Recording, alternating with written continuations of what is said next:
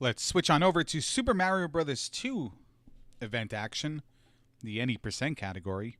4 action-packed races coming up next. Let's take a look at those right now. Justin Man 114 from Team Triforce takes on D-Pad Danny of Pixel Fire. The Painus Thunders, the Alan Heffley versus Rose City Nation's Armageddon Time. Angry Larry representing 2 Gamers 1 underscore versus Puke 7 of Anchors of Fire. We'll see those 3 races in a bit with Buzz Thunder and Donnie Donadello on commentary. But first, we're going to give you guys some bonus Hans.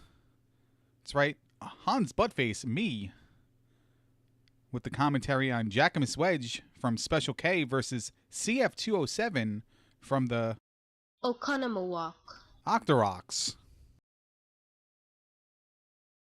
Alright, I am being informed that the nation of Oconomowoc Octorox are refusing to send CF207 out for his Super Mario Bros. 2 event until we play their national anthem by displaying their full flag instead of partially displaying their flag like the producers did last time. So, on behalf of the SHITournament Olympics, the 178 members of the board of directors, and, New Jersey, we apologize to Oconomowoc Octorox, and here is their theme song. In 1982, a crack speedrunning unit was sent to a prison by an unfair tribunal for a cheat they didn't commit. These runners promptly escaped from a maximum security heck ban to the Twitch underground. Today, still on the run, they survive as ROM hackers of fortune. If you need the eco key, if no one else can get a Tetris, or if you want a ROM hack, maybe you can hire the Oconomowoc Octorox.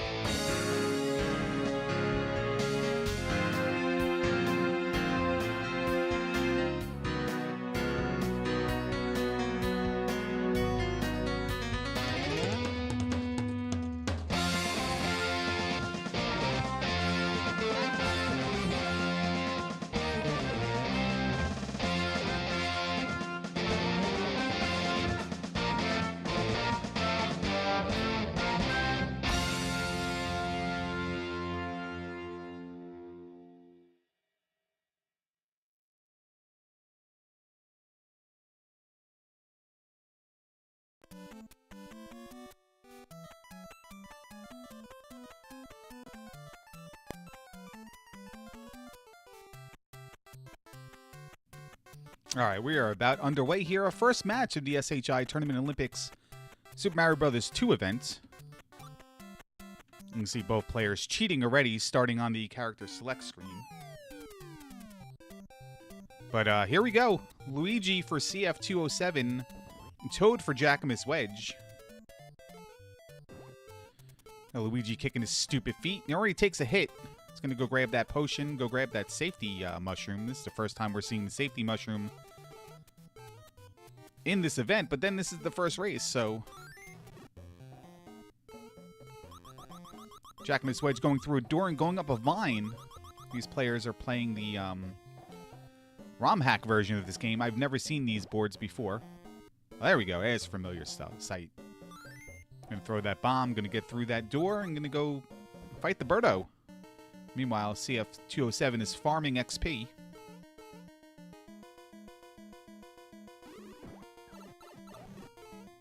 Jack going for the quick kill. That's when you get Toad right inside Birdo's belly and explode outside of it. It didn't work.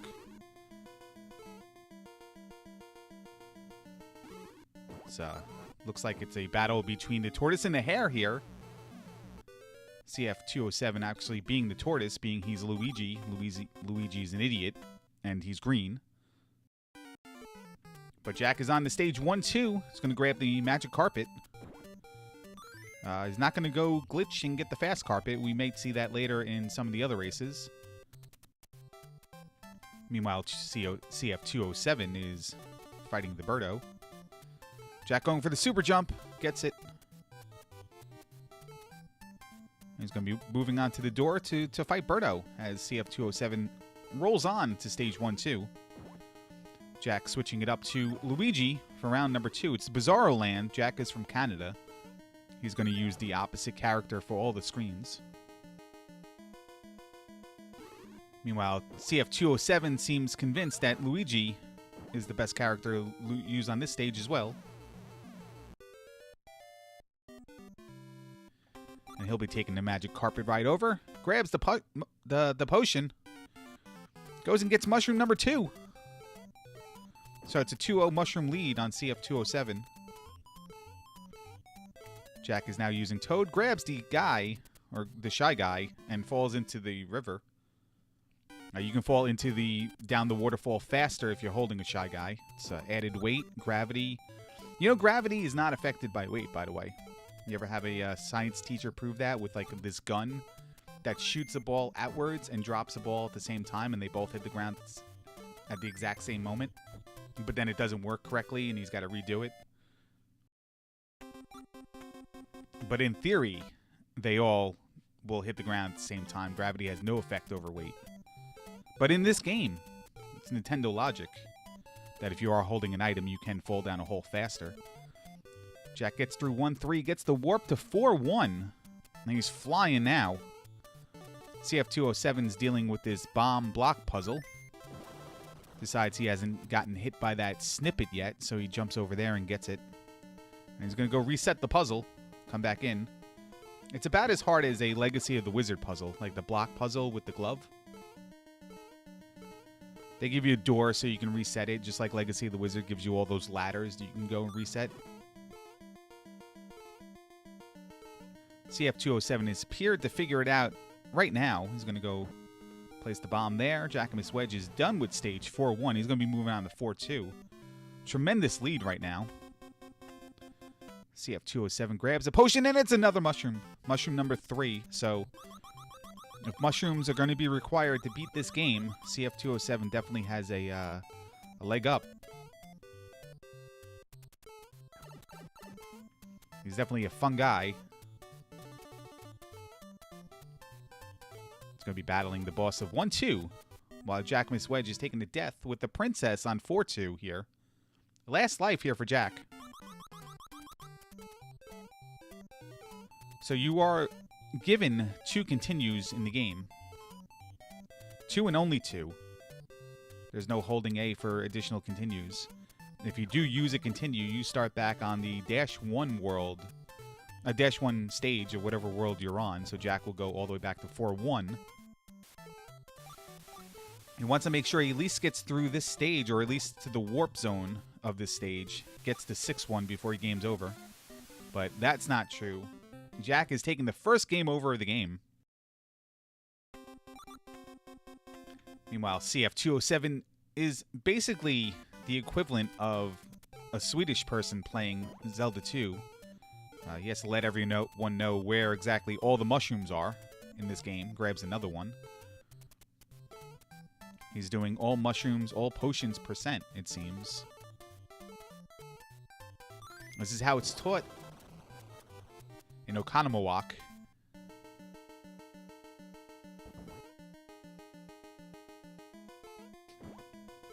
All right, 4-1 for CF207, 4-1 the end stage for Jackamus Wedge. So with that game over, CF207 has caught up.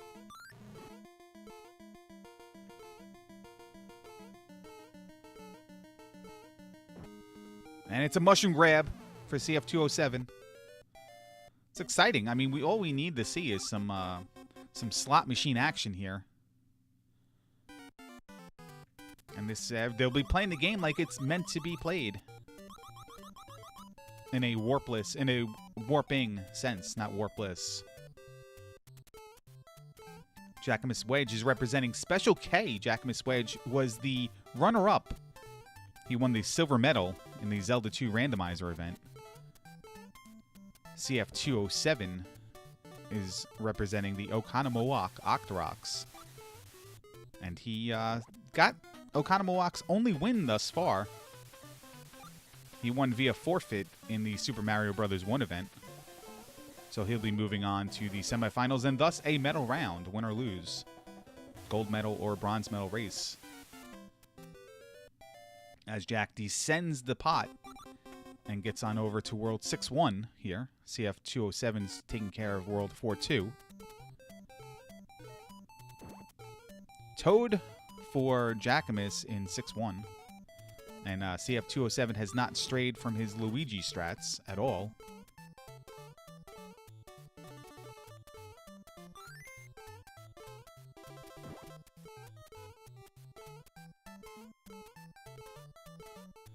There's the potion for CF207. He's going to bring this all the way over to the warp zone, or is he going to show us a secret mushroom? This could be the only stage of the game that CF has not gotten a mushroom with. But he's one hit away from death. He wishes he had a mushroom now. Little double jump over to that whale tail, and he does not make it. He's going to start over. Meanwhile, Jack is using Toad. Toad is the strongest, so he digs the quickest. He runs the fastest, too, mostly when you hold something. He's scared of the mask, so he's going to throw the key instead of running for it. And he's on to Birdo. And he gets the quick hit. Both of them do. And he's down for the count. 2 lives left. CF207 struggling here with 4-2. He's got a few lives left as well. And Jack does get a quick kill there. And he's going to be moving on to the 6-2 now. Interesting to see how he tackles 6-2. It's Mario.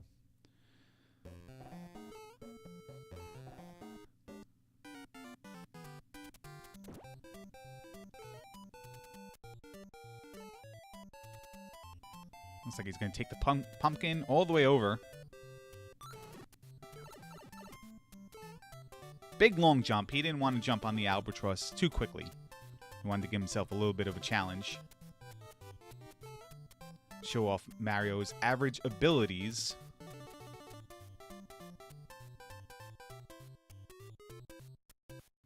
CF7 finally makes it through 4-2. He's going to go down this pot. What's here? It's a Shy Guy. And a potion. Where is he going to use that potion? Let's find out. He's going to use it right there. And grab the mushroom before it leaves the quicksand.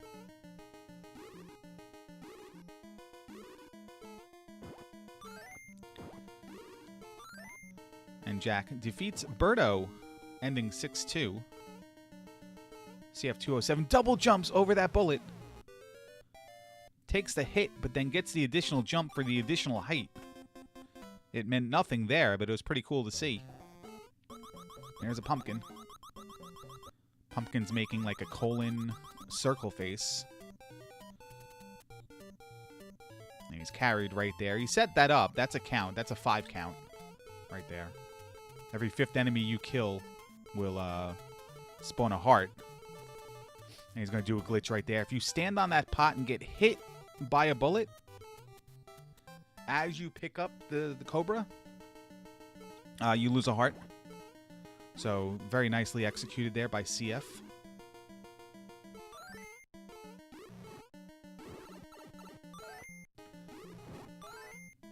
Meanwhile, Jack is taking down Birdo here. He's going to move on to Triclide.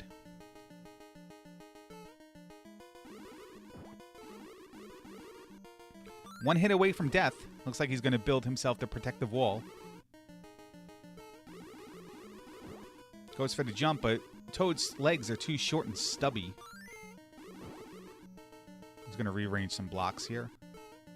Clips into the mushroom to jump on the mushroom. He's trying to figure out how to do it again. There's 2 hits. 1 more hit, and Triclide is done. Jack is also protecting that door from any harm. And the magical door also removes all those blocks. So switch over here to Luigi for 7-1.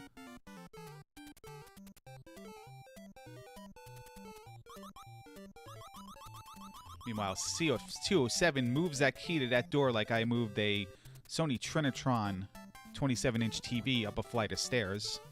Just throw it up a step, rest for an hour, then put it up another step. Lean against it, prop yourself against it so it doesn't fall backwards, and then just find a way to rotate it back up another step. And gets the job done. Tries to go for the stand on the fireball and throw the fireball at Birdo Strat. That doesn't work. And there's a game over for CF207. And he's going to have to retry all the way back at 6-1. Which he was on 6-1 already, so it doesn't matter. All right, Jack is playing the Donkey Kong version of the game in reverse. He's going to go down these cloud platforms. So what's going to happen there is he's going to damage boost right through. If he jumped, he would have went all the way back up to the top. So he's going to take the damage, make his way through that ladder, and fall off the ladder because Luigi is an idiot and take a game over. So Jack's going to go back to the beginning of 7-1 now. Which was not too much of a backwards turn. It's just you're limited to continues.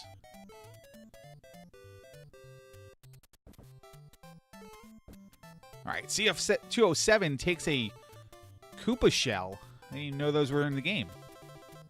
Oh, excellently used right there to take out those two snakes. I think they're Cobrats. Which was an excellent name for like a G.I. Joe spin-off TV show where it's like Cobra Commander when he's younger. Maybe in like high school.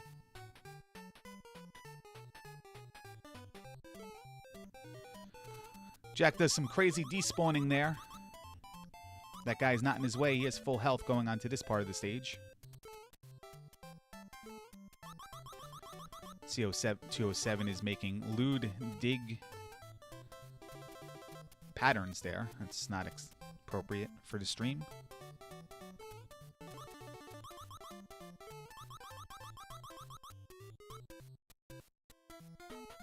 And he gets killed by the Mask of Doom on his way back up. Jack's going to super jump on top of the snippet and then jump off the snippet to get to the next stage. That's top tier strats.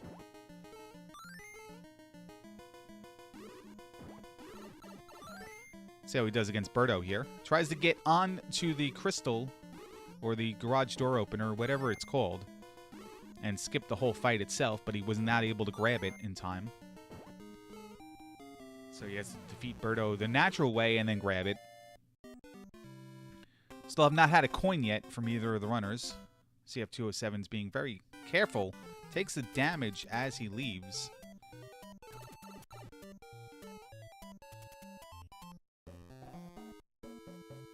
And Jack takes damage as he enters the stage. I'm not exactly sure Jack's life situation here. It's the only Mario game that does not show you your lives left at the start of the screen. You have to pause to see it. He's got this life and one more left. He's going to take that damage boost right through. Take out those starfish ninjas. And he's got to be aware of Panzer Dave here. And he makes it over to the next section. CF207 has one life left. And he enters 6-2 for the first time.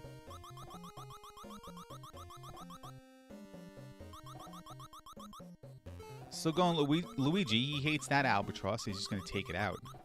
What is he going to do now, though? He's going to super jump over the fire. That's some top tier stuff. Jack takes a death against a spark.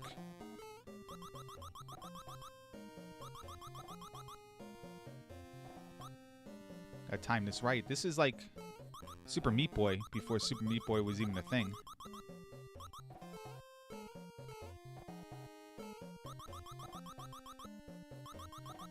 And CF207 tries to kick his stupid feet and land on that platform. He could not do it. And he's going to take a game over. One more try left. Jack descends the ladders, finds a dead end. Nope, he finds a potion. What's he going to do with that potion? He's going to make another door and grab a mushroom. That's Jack's... Oh, no. Can he get a mushroom? We got a coin. He can't get the mushroom. He got the coin when there's no more levels left. Does he get a second chance? He's going to throw it all the way over there. He gets a second chance. He gets the mushroom. All right.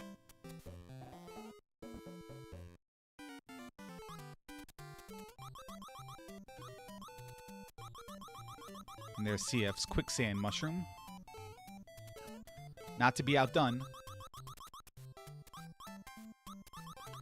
Panzer Dave is trying to go in on Jack right there, so mushroom invalidated. Jack is back to base 2 health. Which he can refill if he farms. But lots of sparks on this stage, so not easy to kill.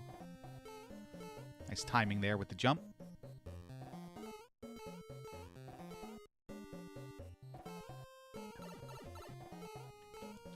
Takes a hit. He has to be careful. There's a door in sight.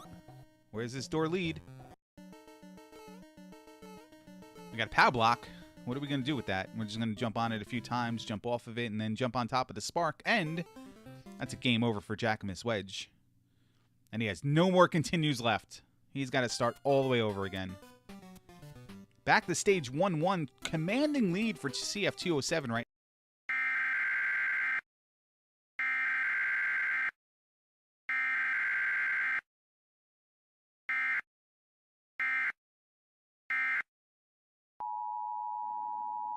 Due to local broadcast restriction, we will be cutting away from the Jackamus Wedge versus CF207 race to bring you the start of the Angry Larry versus Puke 7 race in just a moment.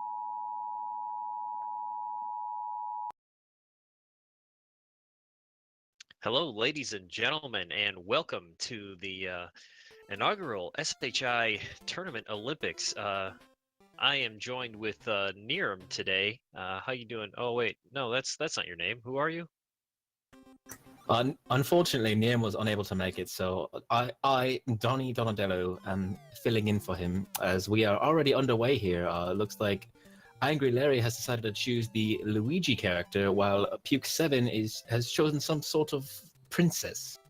Yes, that is. I think she's just called the princess at this point in time.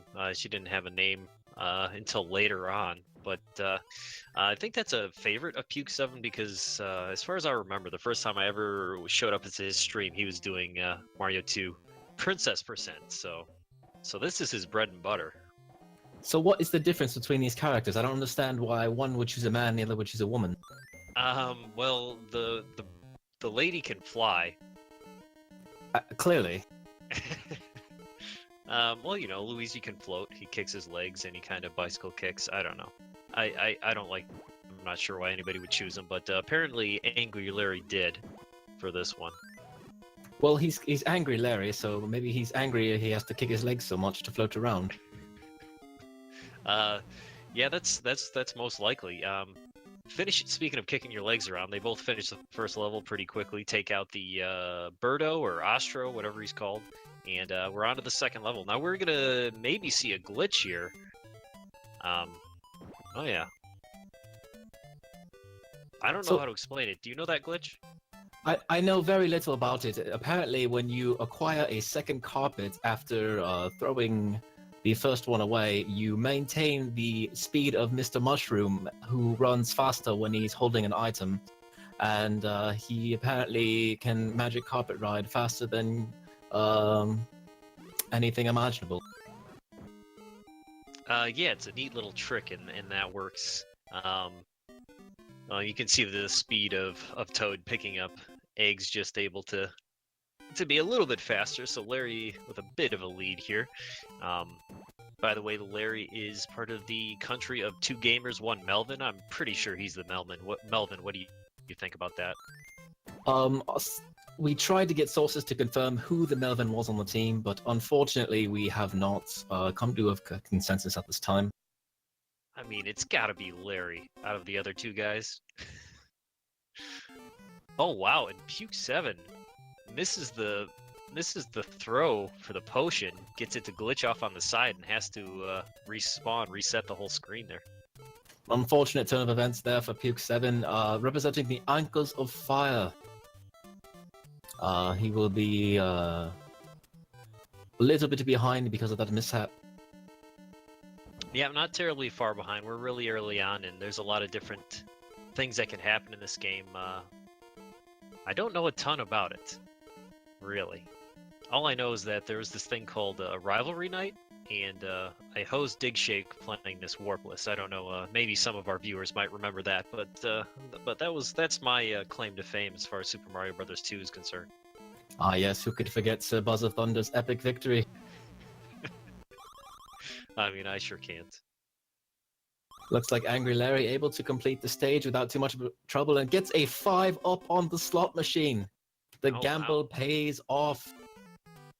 Very nice. A little bit of insurance there. Didn't really slow him down any. You don't see a lot of speedrunners do that, but I mean, in a race situation, it's always a good idea to have a little extra because you never know what can happen. Larry's mushroom is bobbing and weaving here, getting past these enemies without any trouble whatsoever. Look at him go. And Puke 7's woman is traversing the same treacherous path. What are those flying imps? Yeah, those guys are called Pidgeots, I think. Let's go with that. They're called Pidgeots. It doesn't really tell you what they are. It just tells you what they're called. Isn't that a Pokemon? It could be. I don't know. I don't know much about Pokemon. Speaking of Pokies, looks like Larry has decided to switch to the princess. He's abandoned his mushroom. What could be the reason for this? That's a good question. Probably this section right here. He wanted to float over that guy, but it does. I mean, Puke's going strong with his princess strats. I don't know if he's going to change the entire way through. Looks like he's set on that. But for these stages, there's a lot of digging involved, and princess is the slowest picker upper or digger, little digger, that there is around here. So, interesting character choice for both of these guys. It'll be interesting to see how this one shakes out. Exactly. Well done. It looks like Angry Larry is fighting a green version of the boss on the first stage, and he's able to make himself invulnerable as he picks up the object. I'm not sure what object that is, but able to phase through those fireballs. I think it's a giant cork, a giant stopper. But what is he stopping? I don't know. You can't stop the rock. Alright, on to one of our trickier levels here, level 6-2. There's a lot of flying and floating, and some players will be able to jump across this, bouncing off the enemies and skipping through, or there's the slow, safe way to do it, which is what Larry's doing here. Oh, looks like Puke 7 is going for broke here. He kamikaze jumps into the night, and so far so good. He's still kicking. Oh wow, very impressive. Well, he phased through that bird like it was not even there. And he is caught up. They are screen for screen right now. An unbelievable turn of events as Puke 7 has virtually tied this match. Yep, brilliant execution on the, I don't know what to call that area, the black hole area, 6-2. And Larry takes a death to the Birdo, and there is a big lead change right here. The nation of Anchors of Fire getting excited. The fire in the hearts is burning as Puke 7 climbs the ladder toward the heavens. All right, let's see if he goes for. Oh, okay. There's a trick there that I've seen people do. You jump off the thing. Doesn't look like he's trying it. Just you know, don't waste your time. Let's see if Larry goes for it. I certainly wouldn't want sand in my britches. I mean, wearing a skirt and going under sand, swimming in sand. I mean, yikes. Might need a trip to the gynecologist after that. To each their own.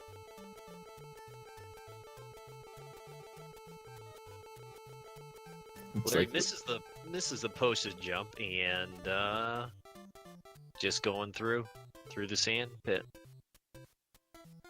Puke 7 is able to defeat Birdo, and he is on to a second boss. I believe this one's called Triclide, according to the notes. Yetch, three-headed fire-spitting Hydra. For some reason. A rather nasty character spitting out 5 fireballs at a time, and Puke 7 falls to his death as he defeats Triclide. Ouch, So he yes. will, I believe, have to fight the boss again. Meanwhile, Angry Larry's Luigi is kicking his legs and kicking Triclide's ass as he is through and has taken the lead once again.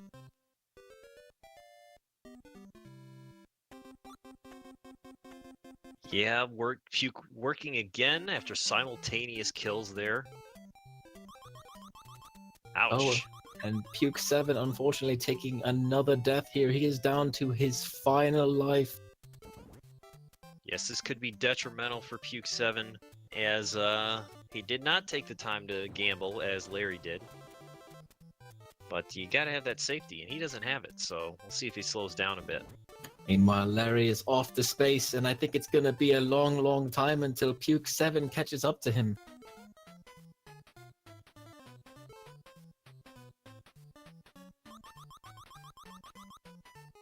But no, Puke 7 is still alive, entering World 7-1.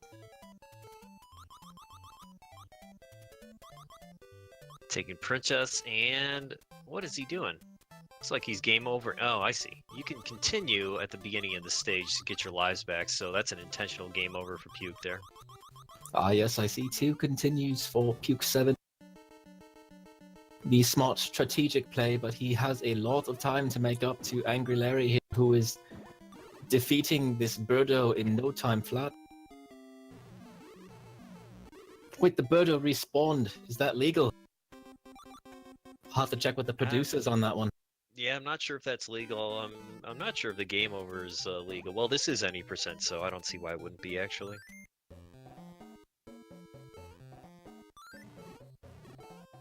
Ooh, the double tap for Larry there, as the shy guys aren't so shy with each other, apparently. Yeah, throwing them together, knocking them down, and Larry's just cruising here. Puke trying to skip this wall, jump over the top, having a little bit of trouble. Let's see if Larry does the clip here. He can jump over the top and kind of skip half the level. And he does. I believe the kids say clip that on the Twitch TV.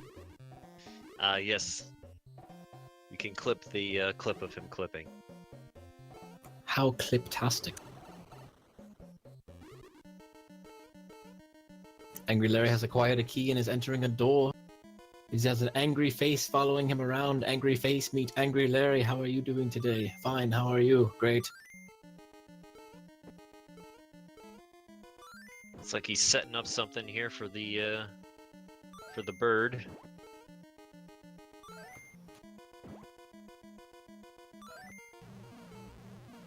And Oh, the bird ate him. oh yes, as most levels gets chowed down by it. But here we are. We're on the final boss, which is called Wart. The final boss apparently needs to eat his vegetables. If you don't eat a balanced breakfast, you're going to have indigestion. Yes, you have to spit up bubbles. But I mean, that happens when you're an overweight king frog also. Whatever the hell he is.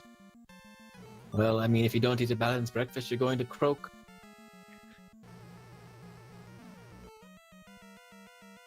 Do you believe Larry has 1 hit remaining on water? No, I was incorrect.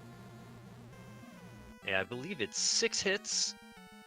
And he hit him with the onion. That's the only point in the game where you get these unique sprites to fight Wart. And Wart is down. And I believe it's time once you enter the door there. And there's your winner. Angry Larry is your winner with a time of 12 minutes and 6 seconds, clearly proving that he is not, in fact, the Melvin of the 2 gamers, 1 Melvin. That shows you, Sir Buzz of Thunder. Well, I'm still going to call him the Melvin. I still think he is. But yeah, as far as this race is concerned, not so much. And Puke 7, unfortunately, will be going home empty-handed for the Anchors of Fire. But a good showing nonetheless. Definitely some promise in this young Puke 7. Yeah, he's got the full princess strats down. Which is, there's nothing wrong with that.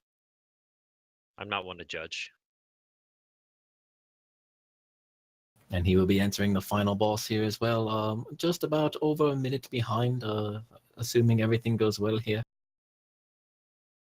It looks like the bubbles are capable of destroying those turnips. Yeah, Wart just hates his vegetables. And what's this? It was all a dream? Dream on, Angry Larry. Dream on. Yeah. Dream until your dreams come true.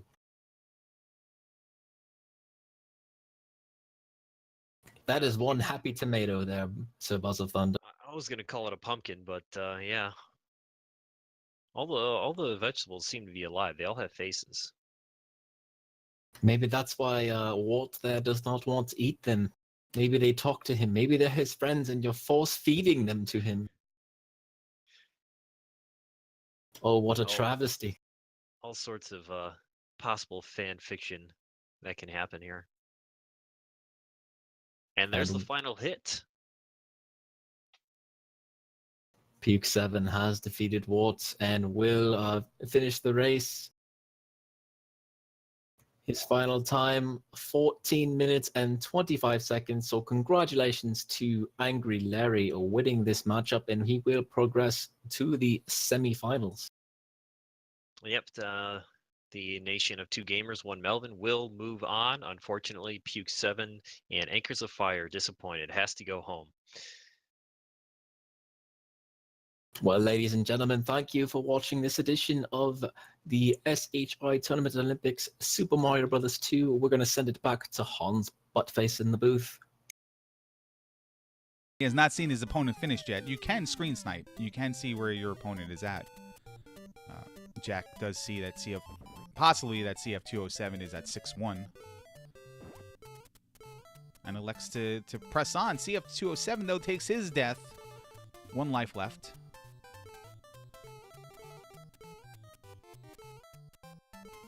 He does the thing again where he grabs the dude as he gets hit and then double jumps. CF207 is a master of the double jump.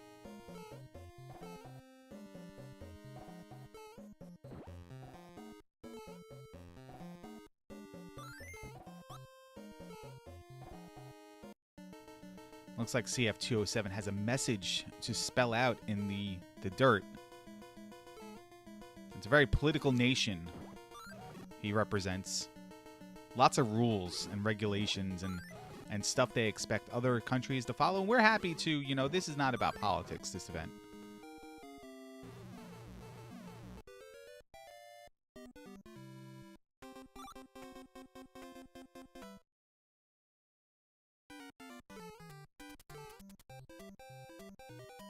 Back on 1-2 for Jackamus Wedge. Gonna take the slow carpet. Now CF has to be careful. He's got to kick those stupid legs a little bit higher, maybe. Avoid some of these fireballs. He tries to get the invulnerability through the fire. Does not work. And he is at it continues.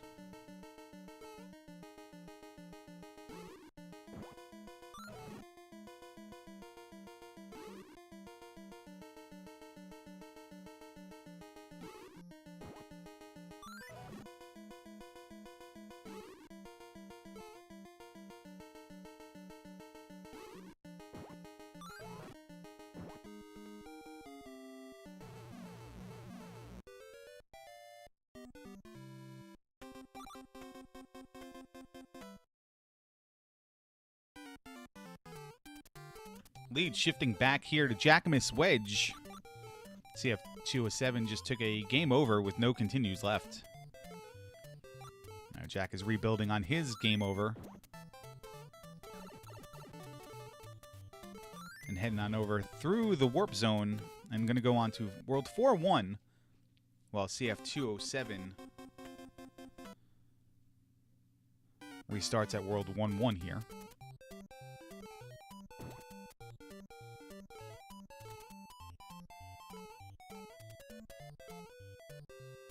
And welcome back, those who just joined us from the Angry Larry versus Puke 7 race. This is Jackamus Wedge of Special K versus CF207 of the Oconomowoc Octoroks. I'm Hans Buttface. Just to recap, both players did game over multiple times and exhausted all their continues and had to start back at 1-1. So this is go number 2 here. Both players still have both continues. In fact, I'm not too sure either of them have lost a life yet. CF207 is going to grab that star. He's going for it, but Luigi is just too floaty. He's trying to make a huge jump here. Speaking of huge jumps, Jack is the princess right now. There we go. CF207 makes the jump. He's going to make it through, and he's going to be fighting Birdo here shortly.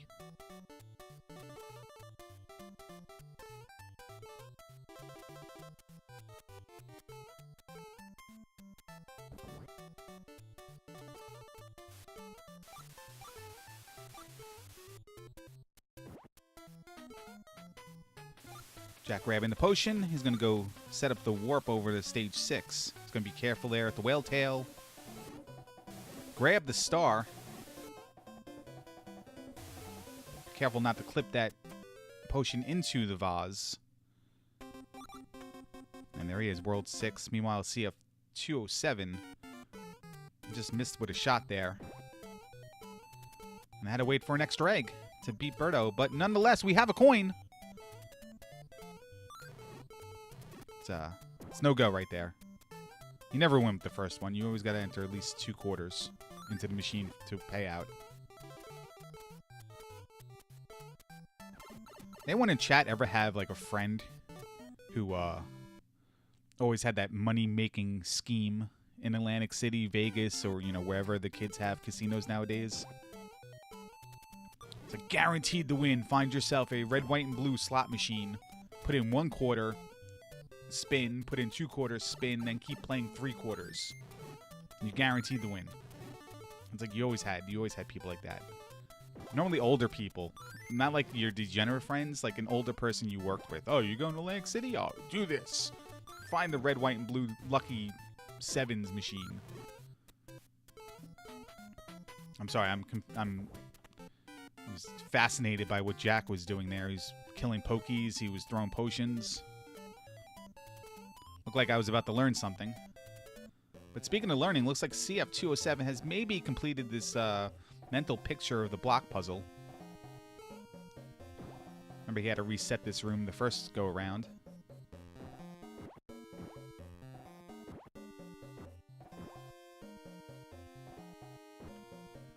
See, Jack just dug in the anal bag formation there.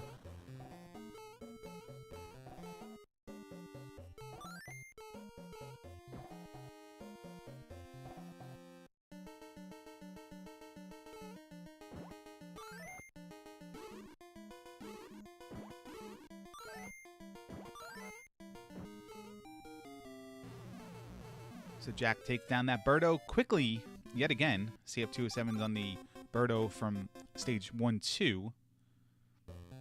As Jack rolls into stage 6-2 here using Mario.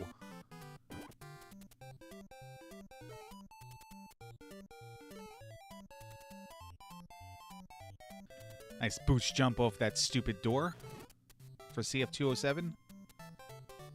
There's a star. CF207 may not have seen it. He might be playing on console. And the edges of the console may be clipped a little bit. The overscan. We'll just assume he never saw the star, and that's why he never went for it. Is he going to grab some coins here? No coins. Straight to World 4-1. After 3 game overs and starting back at World 1-1, both runners probably think they're playing from behind here.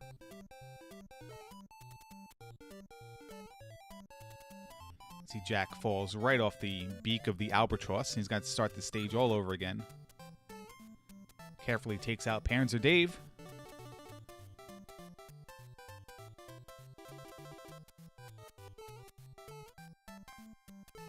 And mushroom time for CF207. And a coin. 2 coins. Going for 3. 2 coins so far. The max coins anybody has grabbed during this race.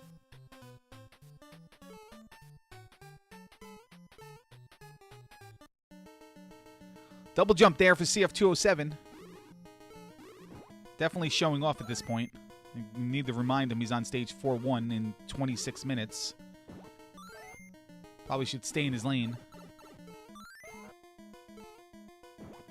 And cockiness caught up to him. CF207 has taken a death.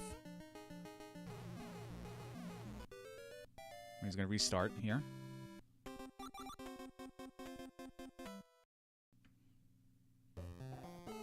$6-3 for Jackamus Wedge. He has been here before.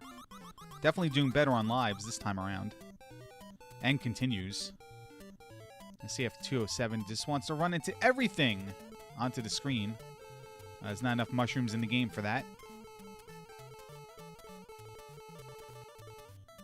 He's going to start over. He might be playing bingo here. It might, you know, have a bingo card that just says, take a death to all these enemies in stage 4-1. And he's trying to do his line that way.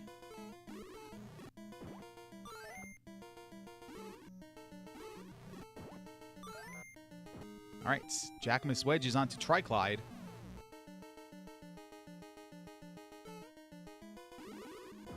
Star, Snippet, Cherry. That's not good. Snippet, Cherry, Star. That's not good as well. In fact, I don't think he didn't get 3 symbols and 2 pulls there. All right, Jack defends the door, kills Triclyde. And he'll be moving on to 7-1. No more lives left, but all of his continues. So let's see if he takes a death instantly to get all of his lives back. 7-1 makes you work for your first death. You got to go up a screen. Nope. Jack is going to carry on here, so he's got to go at it, do it in one go. CF207 can mark off water on his bingo death card, or bingo damage card.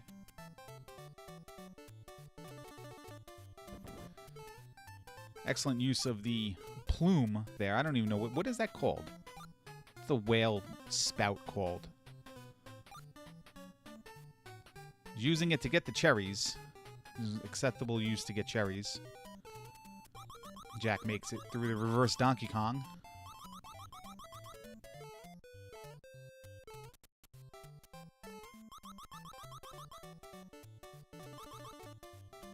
And CF rolls into stage 6-1 with Luigi. He's used Luigi in every stage thus far.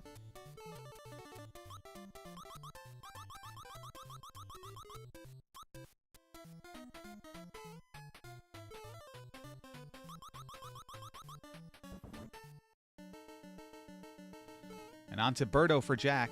CF207 retrieving the potion. And Jack is going to game over. Game over number 1 on this trip. So one more continue left beyond this one.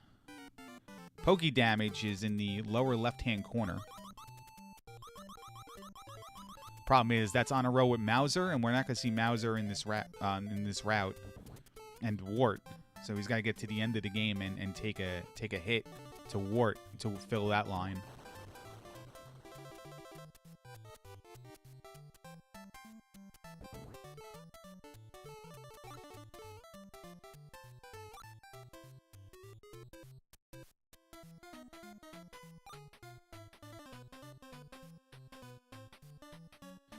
Jack weaving his way down there and back up the ladder. All right, let's see what CF207 draws in the sand this time.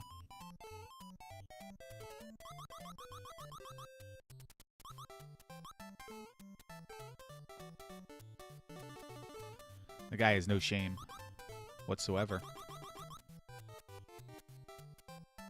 You gotta imagine, what do the old college textbooks or like high school books that CF207, like what exactly did he draw in them? If we see him using like Super Mario Brothers 2 as a form of immaturity drawing stuff, like what exactly did he put in those text? Like if you're the guy who got the textbook after him, are you laughing at the stuff he did or like embarrassed by it?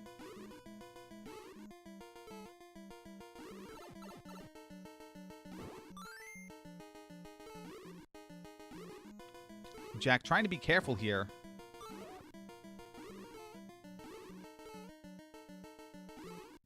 Definitely figured out by this part that if you take a hit and you die, you lose a life. And he doesn't want to lose many of those. All right, we're on to stage 7-2 here for Jack. He's been here before.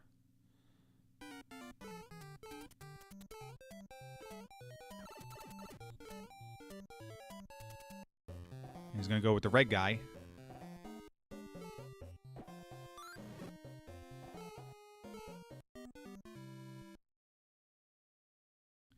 And he gets ninja kicked right in his face. Last life. One more continue beyond this.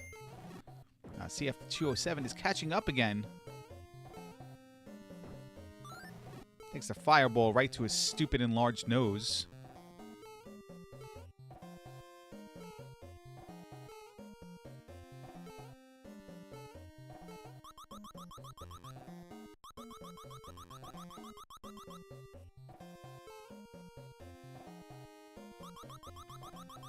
And he takes a death there. 2 lives left. He's got a good attempt here to kill Birdo and move on to 6-3.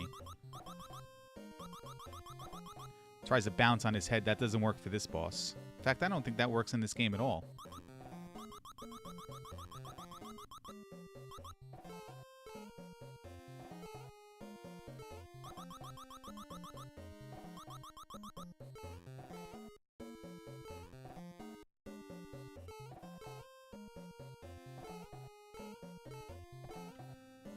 Jack dodging the sparks.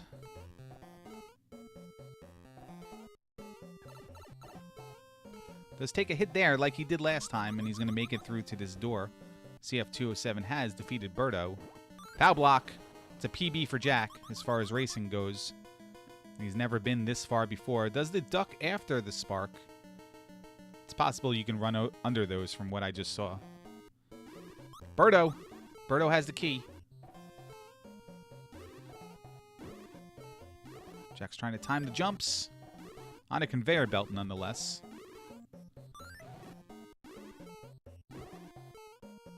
Not sure if anybody's ever tried. Oh, Halo jump from Birdo.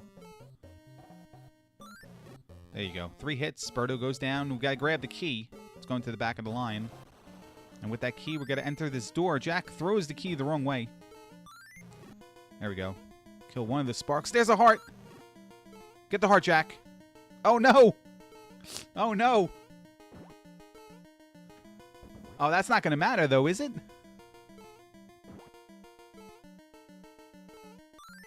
This is Jack's last life.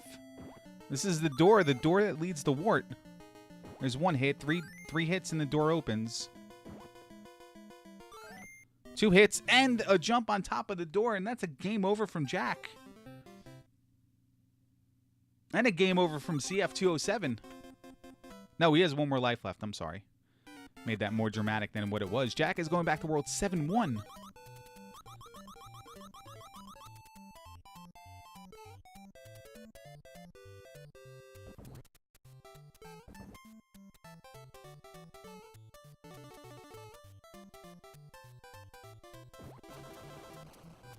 CF is trying to be so careful.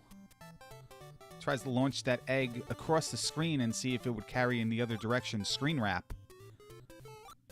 And possibly hit Birdo on the way down. Did not.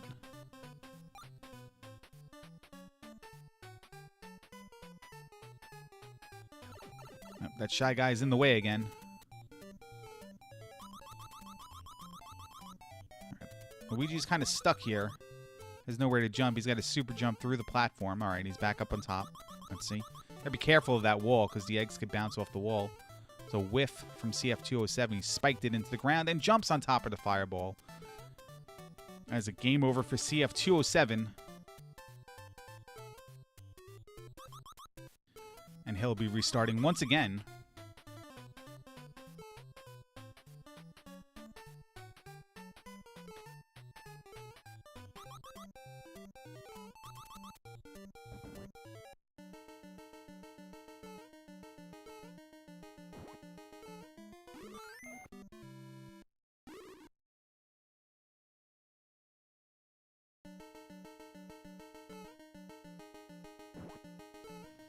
All right, Jack takes a death there on Birdo.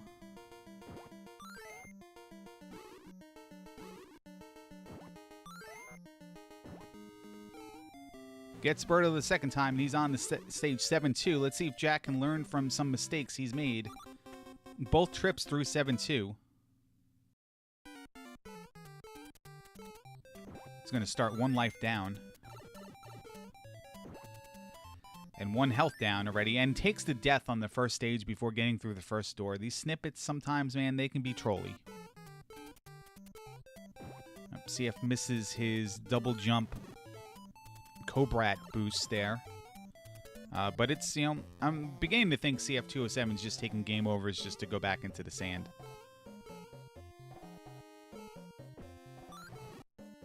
We apologize, the SHITournament Olympics, for the patterns that CF207 does dig.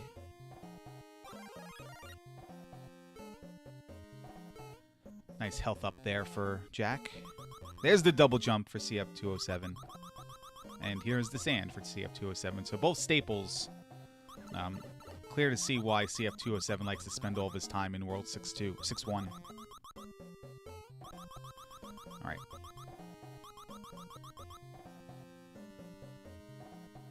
Jack low on health here. He has not made it through this part of the stage without taking damage on the last jump to the door, where the 3 sparks are coming at you. But he does have the safety mushroom in here.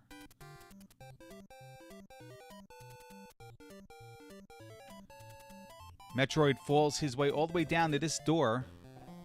And he's going to grab the potion, go to the left side. Throw it right on top of the mushroom. Doesn't despawn it. Oh, wait. Oh, okay. Looked like he had trouble picking it up there for a second. Last life for CF207.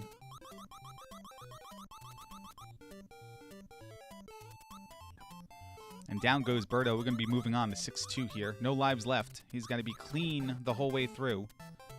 Speaking of clean, Panzer Dave decides he wants to send Jack back for the game over. And back to World 1-1.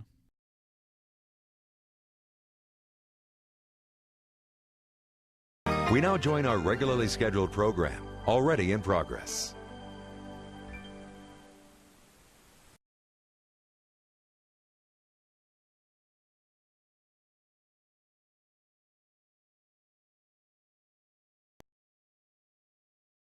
Hello, ladies and gentlemen. I'm Donnie Donatello. I'm joined by Sir Buzz of Thunder, and we are here with another SHITournament Olympics first round match. We've got the Alan Heffley of the team, the Painus Thunder, and Armageddon Time of the Rose City Nation of Fapagidia. Yes, we do, and what a great day for Mario. Let's play 2. Mario 2, that is. And right out of the gate, we've got Luigi and Luigi kicking his little feet, going through the door. Double Luigi's here early on. Yep, normally we see Toad, but Luigi's fine. He can jump. We've got double Luigi fluttering all the way across the sky. What does it mean? It means he can defy gravity and... Oh, wow, Armageddon just destroying things. Trying to spawn a heart or something, but doesn't get it. Just keeps flying around. It does appear that Armageddon Time is off to a little bit of a lead, maybe about 4 to 5 seconds here, as the Alan Heffley has fallen just a smidge behind. But let's see how well they are able to blow up this wall just perfectly.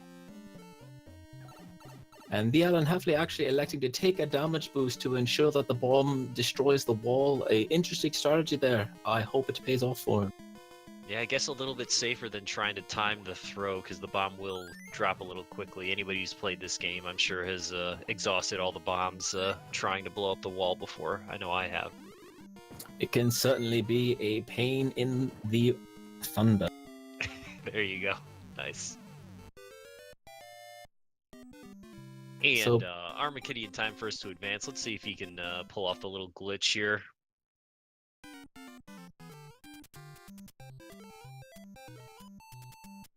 And it's looking like the Alan Heffley doesn't give a rat's behind about the carpets. He's actually going to enter a pipe and grab a key.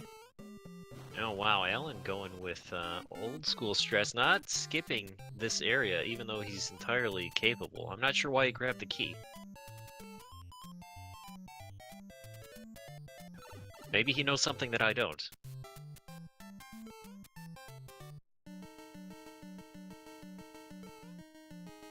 Well, regardless, the Alan Heffley is going to keep on keeping on as he takes a death to the Birdo. Trying to bring that key all the way to Birdo to use that as a weapon, and all for naught. Meanwhile, Armageddon Time on the right side has a Shy Guy, and oh, he just clipped into the wall and was able to jump, a wall jump, if you will, not seen since the days of the Meteoroid. Yeah, very good save there. Armageddon Time has walked to World 4 as the Alan Heffley has defeated Birdo. Armageddon Time has a multi-stage advantage.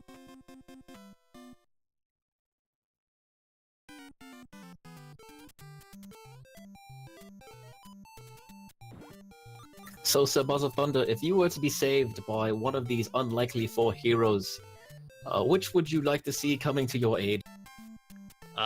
Well, probably the princess. I think that would be most preferable, I would guess. How about you? Well, I haven't seen the red guy yet, so maybe he just needs a job. He certainly does. That's always my preferred character. I'm a big Mario supporter, but nobody ever uses him. Is that his name? Yes. I named the game after him. Red guy works too, though. He must be the supervisor, of course.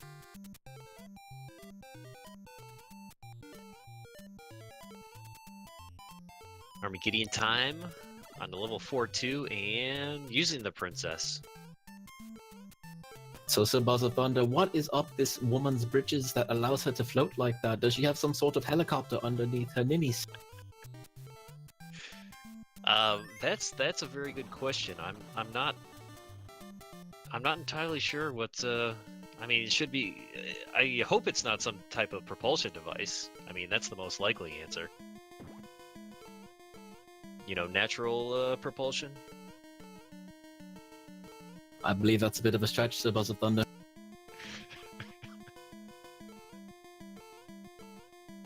The Alan Heffley is going to have to be a little bit careful here as he is down to 1 life and he is carrying his Shy Guy to the end. And he has reached the end of the stage. Meanwhile, Armageddon Time has reached the stage with the big black whales. Why there are big black whales, I have no idea. Well, you know, it's the Arctic. I think they're just native. That's assuming that this is on planet Earth, which probably isn't, so never mind.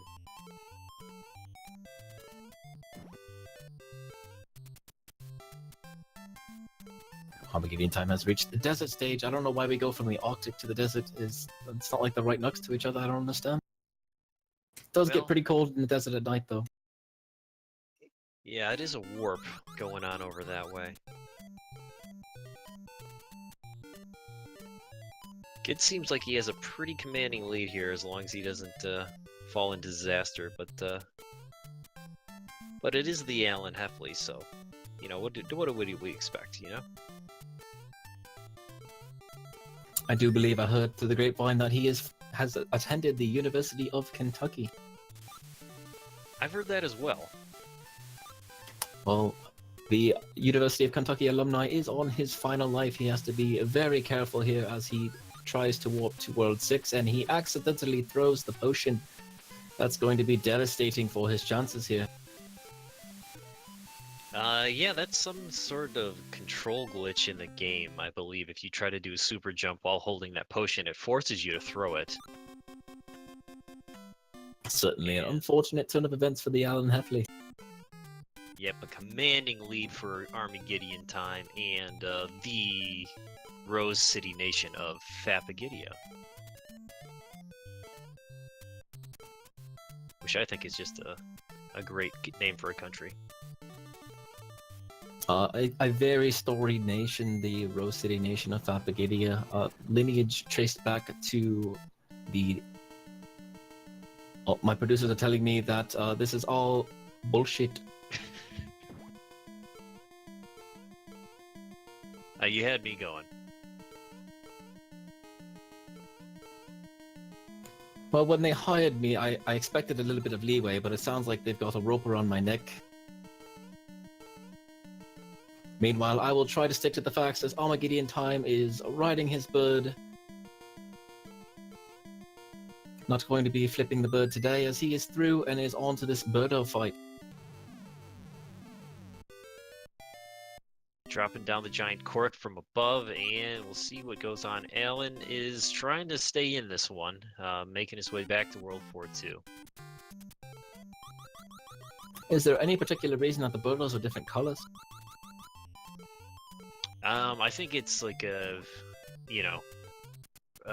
genetics, recessive genes, kind of like being a ginger, being blonde. Oh. It's unfortunate that some of them don't have souls. Yes, that is, I think the gray one is the, So what, there's gray, green, pink, there's red? I never really thought about it.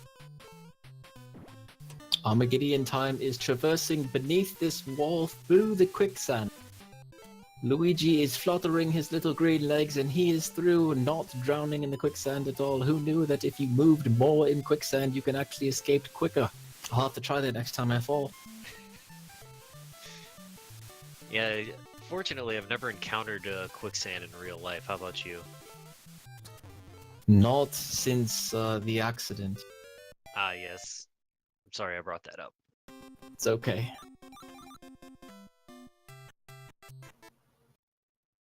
We all make mistakes. Armageddon onto the try next? That's not right, wrong game. Try Clyde.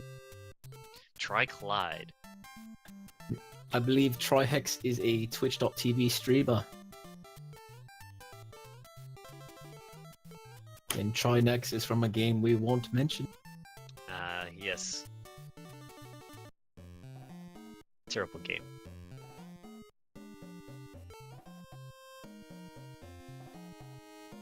Armageddon Time progressing. I believe he is on World 7 now as, well, I ain't saying Heffley's a gold digger, but, he's gonna need a lot of money and time and bribes to make up this gap here. Yeah, he certainly will.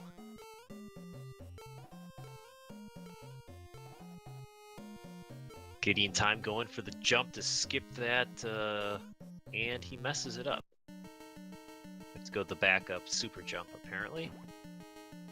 Certainly not the first runner we've seen have difficulties with this jump. It must be relatively precise. I'm not too sure about the specifics of this one, but clearly Luigi's fluttering legs just need to flutter just a little bit more.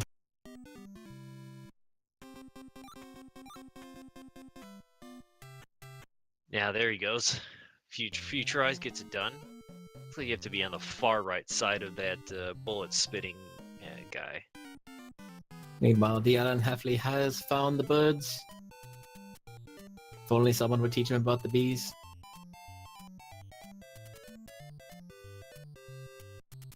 Over the black hole. He's going to utilize the pumpkin, take out that fire-spitting plant. And keep on floating. And here's our albino birdo. I wonder if they all have the bubonic plague and they're just progressively getting sicker. Could be, yeah. They have a collective power, and anytime one of those balls in their stomach gets consumed, kind of reduces the power of the Birdo Collective. Ah, like Lord Voldemort. Yeah, kind of like that. I was thinking more like the Borg, but whatever book or TV show you're into. Looks like the Alan Heffley was unable to make the jump up from the bird to the ledge, so he's going to have to flip the bird again.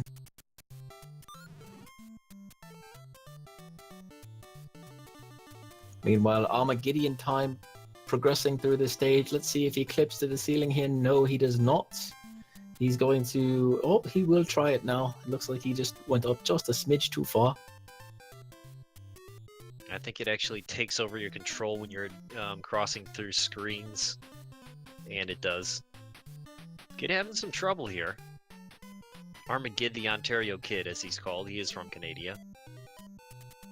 I thought he was from the Rose City Nation of Fapagidia. We're going to have to investigate this. I mean, there's a lot of different players that will be from a country and represent a different place. Dual citizenship. There's a lot of different loopholes that are used in the Olympic Games that I've seen. Yeah, this is one of those minor offenders. Canada was already so strongly in contention for Super Mario Bros. 2 that they told Armageddon Time to take a walk. Ah, the dregs of Canadian society. Oh, well, it's surprising too, because usually Canada is not a big contender in Super Mario Bros. 2. Well, clearly they made a mistake because they're not here now. Sorry. Alright, Armageddon does take the key, advancing, going through the door, and I'll have to fight this bird, the flying bird head. I always thought the bird was your friend, and you know, you get to the very end, and then all of a sudden you have to fight him. It's kind of like, it's like, why? He's just helping you advance through levels the entire time. Now he wants to beat you up. Well, clearly he's hungry as he's eating the mushroom. When I see a mushroom in front of me, I'm going to eat it. It's led to some very interesting times, Sir Buzz of Thunder. Yeah, I mean, some delicious times, but also, you know, yeah. I've seen colors Party you can't times. even imagine. Ah, yes. We are on to the final boss for Armageddon Time as he once again clips into the wall. Is that legal? Let me check with the producer. I think he was showing off that one, just sat inside the wall for a minute. It's like, hey, look at me. I am getting word that there is going to be a 16-man investigation team dispatched to Armageddon Time. Once this race is concluded, he will be analyzed. And it does appear that Armageddon Time is going to be your victor here. Armageddon Time with a final time of 14 minutes and 30 seconds. That is a guaranteed victory for not Canada, but the Rose City Nation of Fapagidia. Certainly a good showing from Armageddon Time. And unfortunately for Team The Pain is Thunder, a game over from the Alan Heffley from the University of Kentucky, and he does have a continue left. Let's see how this goes.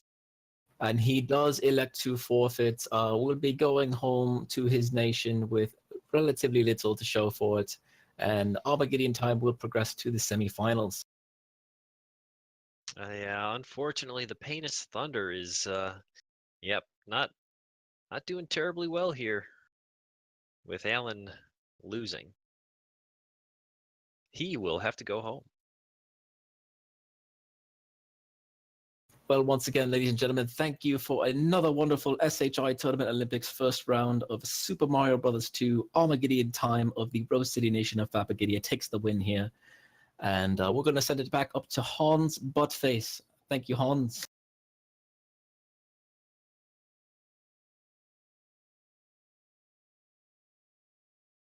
Due to time constraints, we move ahead in action.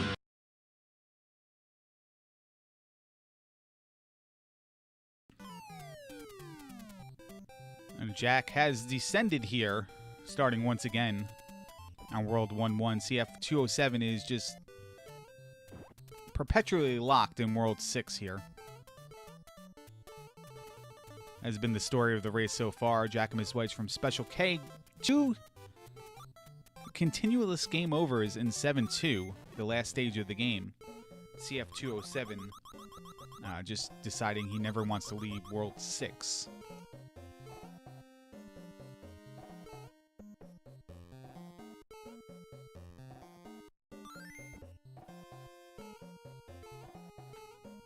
But we're welcoming. Look at that jump by Jack right there. Get through that little space right there, as if Toad's not small enough. Welcome those who joining us from the Armageddon Time versus the Alan Heffley race. This is Hans Buttface. Jack versus CF207. It's like a 4 overtime thriller.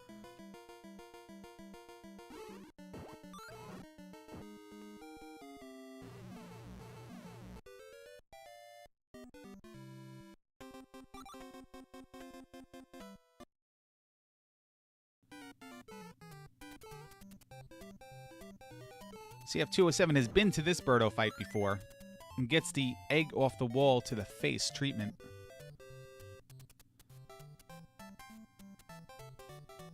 And then gets an egg right on top of the head as well. Tried to duck it, and there's not enough space, and he's going to take his game over. I believe that was his last. He's one more continue. My apologies.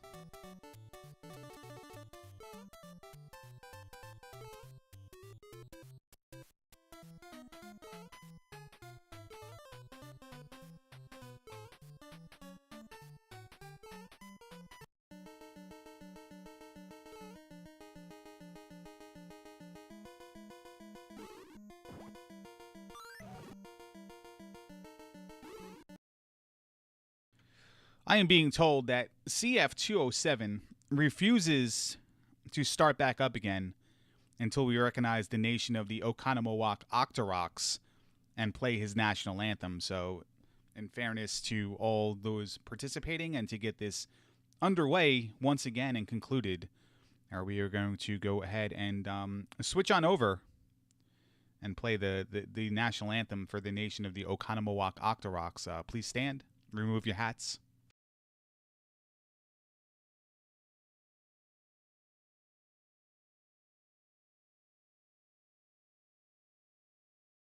In 1982, a crack speedrunning unit was sent to a prison by an unfair tribunal for a cheat they didn't commit. These runners promptly escaped from a maximum security heck band to the Twitch underground. Today, still on the run, they survive as ROM hackers of fortune. If you need the eco key, if no one else can get a Tetris, or if you want a ROM hack, maybe you can hire the Oconomowoc Octoroks.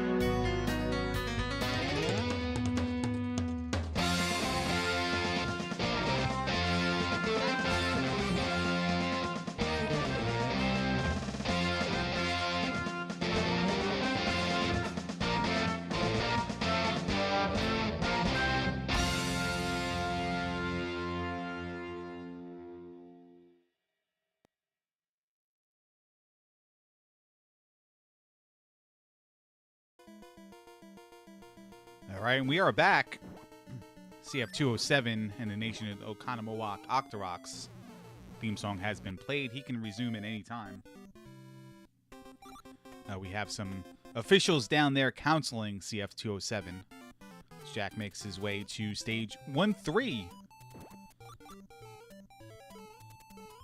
See if Jack can do these stages faster the third time around.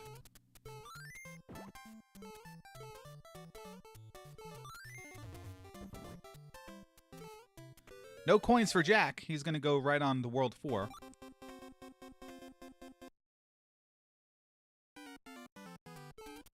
Meanwhile, the officials and the counselors for the nation of Oconomowoc are consoling CF207. It's like a spelling bee. If one of the kids spells something wrong, there's a group of no less than 5 counselors there to comfort them. Make sure they don't go through any traumatic, long-term, stress-inducing incidents.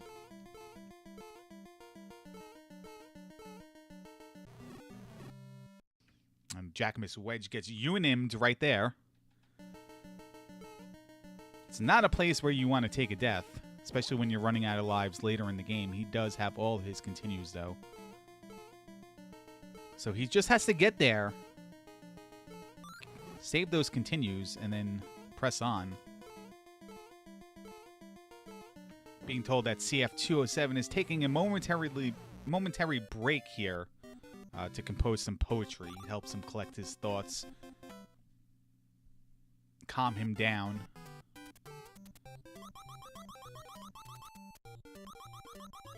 He feels like he has a world of time left. That Jackamus Wedge will take another game over and perhaps start back at World 1-1.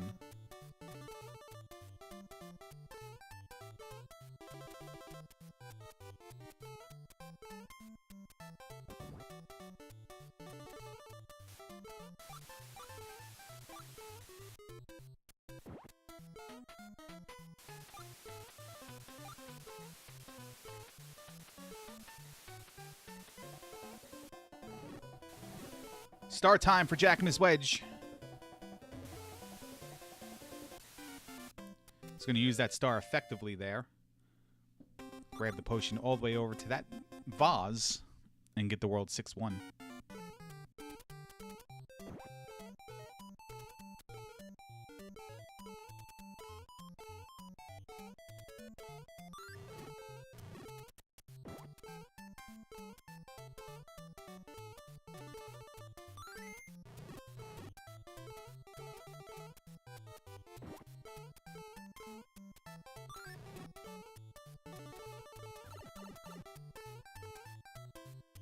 Panzer Dave does not like Jackamus Wedge. Tries to hit him every chance he gets.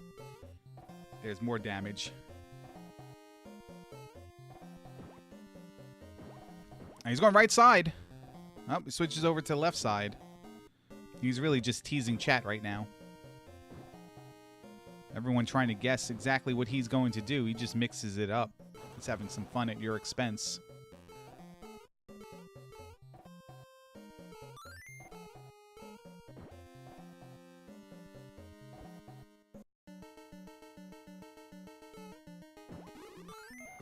Being informed right now that BGT, Bent Glass Tube of the Oconomowoc Octoroks, is down there talking to CF207, giving him some coaching. So we have a double KO and a heart on top of that, and a game over. That 1 second of action right there had it all. It's the most BGT-like thing in the game, speaking of. BGT-like thing that has ever happened in a race. Kill a birdo, die, get health back, and game over at one time. So Jack will be revisiting 6-1 here. The only thing costly about that game over was the fact that he used to continue. He did not go far enough to really be too mad at the game over. And BGT has worked his magic, and CF207 has rejoined the race here at 6-1. He did have continues left over, remember. Right in the middle this time for Jack. Jack is using those dig anywhere strats. You know, dig the sand when you get the sand. It's a wild card. Loose cannon. The loose cannon of video game. Loose cannon of randomizers is what we call them. But that clearly applies to any video game. Maybe even Super Smash TV, where Jackamus Wedge will be competing, not competing, but co-oping with Brysuf at SGDQ 2018. The SHI tournament is well represented Summer Games Done Quick. Enchantress of Numbers is going to be playing the baby game, which I don't know the real name of. I'm going to say it's like Bio Miracle something. She, of course, is also from the Oconomowoc Octoroks. She is prepping for GDQ. She was not here to console CF207 after that last game over. Jackamus Wedge of Special K will be competing, running with, I guess it's co-op, Super Smash TV with Bryself and Unos XX from The Pain is Thunder will be doing a low percent Zelda 1 race. So best of luck to those 3 SHI Tournament Olympics participants in their GDQ ventures.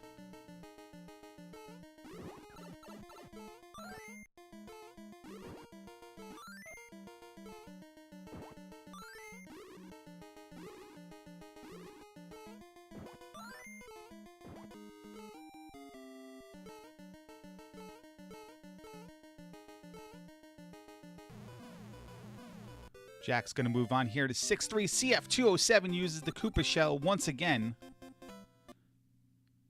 This time he's going to go into the right. You think he's been in these vases enough that he would know which one had the dirt. But at this point in time, he's just playing with us. It's all mind games for the Oconomowoc Octoroks. And then once again, you see him doing the oddly familiar drawings in the sand.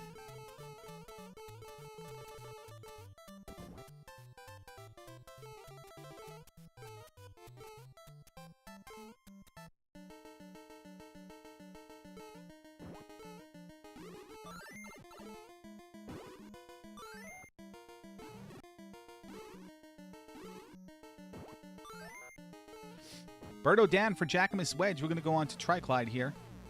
See how CF207 fares with his Birdo fight. Gets the invincibility while lifting up the block, then picks it up a little bit too soon. Jack builds his door fort.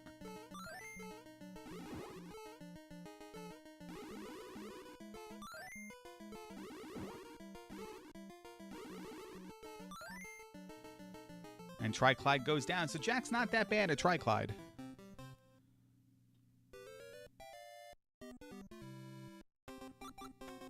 But speaking of bad, CF207 has, in fact, taken a game over and has to restart to World 1-1. We now join our regularly scheduled program, already in progress.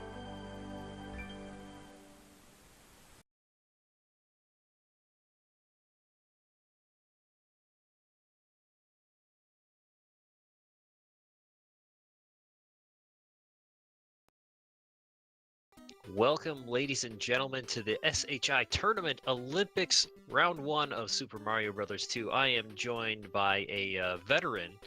He's actually a retired Olympian in Mario Bros. 2, Dominic Donatello from the country of England. How you doing, Dominic? I prefer to be called Donnie Donatello. Dominic is a name I haven't used for many years now, but I'm doing great, Sir Buzz of Thunder. How are you today? Oh, doing well, Donnie. I'm ready for some more of this Mario Bros. 2 action. Who do we got here today? A couple of good runners. Well, let's just call them runners. Yeah, it's definitely runners there as D-Pad Danny takes a plunge into the waterfall there.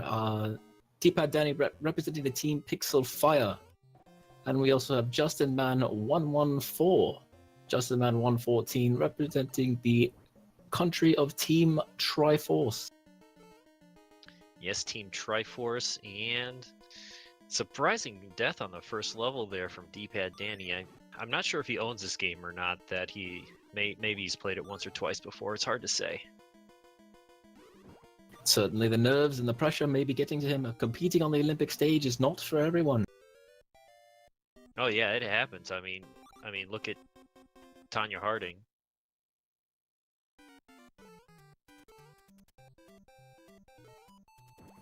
Lots to be said about a man or a woman under pressure.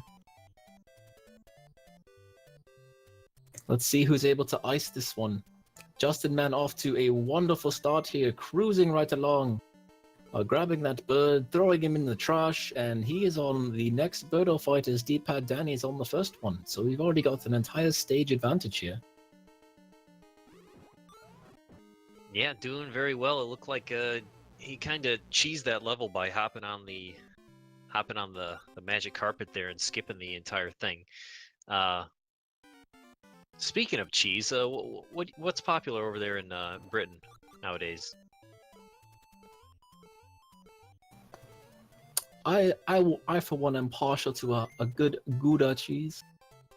I don't necessarily know if it's popular per se, but it's definitely, it tickles my fancy. You see, if I have to choose, I don't know. I'm always just a big cheddar guy. Especially when I make eggs, I like to put some cheddar cheese on top of the eggs there. A little hot sauce. That's good stuff. Good eats. Oh, you silly American.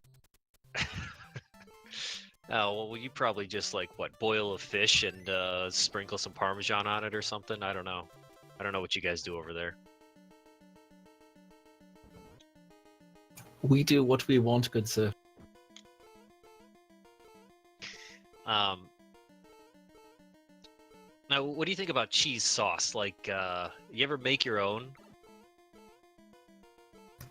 I've never partaken in making my own fondue or any sort of cheese sauce. Definitely not my cup of tea, as it were. No, not even the nacho cheese, that stuff that comes out of the little pump squirt thing at the baseball games. I've never attempted to make my own, but I have consumed one of the nacho cheeses at one of your baseball games. Was certainly an experience that I enjoyed, though I did believe I had 14 heart attacks after it. Yeah, I guess you would have that at the football pitch, I would think, and you probably serve it with a pint of beer, I would guess. Absolutely. Yeah, that sounds good. Oh, did you ever try those little snack pack things that they had with the little breadsticks in them, and you could dip it in that that basically freeze-dried cheese paste stuff? I used to eat those a lot. I do recall as a lad we had those. I don't remember what they were called specifically, but I do believe there were also a cookie version that had chocolates, and you would dip them these little biscuits version, and you would dip them into the chocolate, and they were delicious. Oh yeah, that just reminds me of Dunkaroos, which was a similar thing. That was you would dunk it in little cookies, biscuits. You would say dunk it in some frosting. Those were good.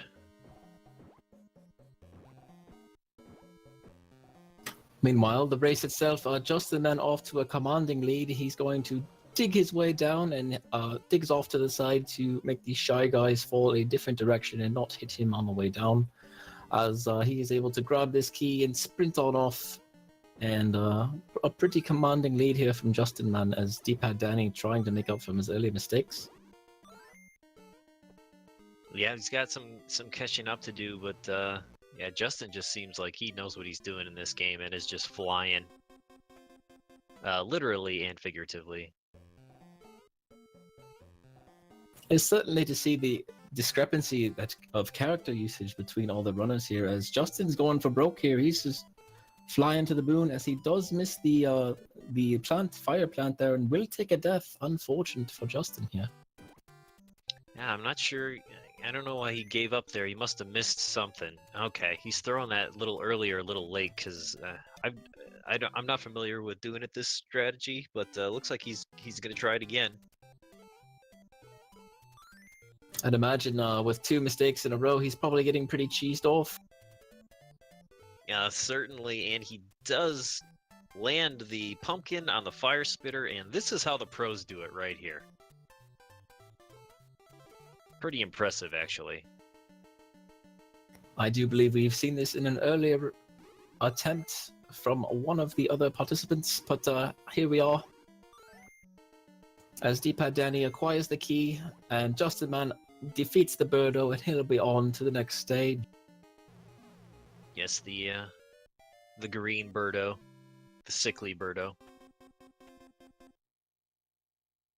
Would you partake in eating cheese if you saw a little bit of green mold on it? I know some people fancy such a thing, such as blue cheese. Is that mold on blue cheese? Well, it certainly ain't. I don't even know. I can't even compare it to anything. I hate it so much. I'm a big. I like blue cheese. I've only really had it in salad dressing and stuff like that, but I did not know that was mold. If that's true, so apparently it doesn't bother me. You haven't really swung me against it by telling me that. Quite frankly, I don't know either way, but it just tastes disgusting. I think it tastes good, but like, yeah, say if I reach in the refrigerator and find like a single of cheddar, and there's a little bit of blue mold on there, I would probably just crack it off and still eat the rest of it. I would avoid the mold in that situation, but wouldn't destroy the entire piece of cheese. It's a Buzz of Thunder, a man of adventure. Ladies, watch out.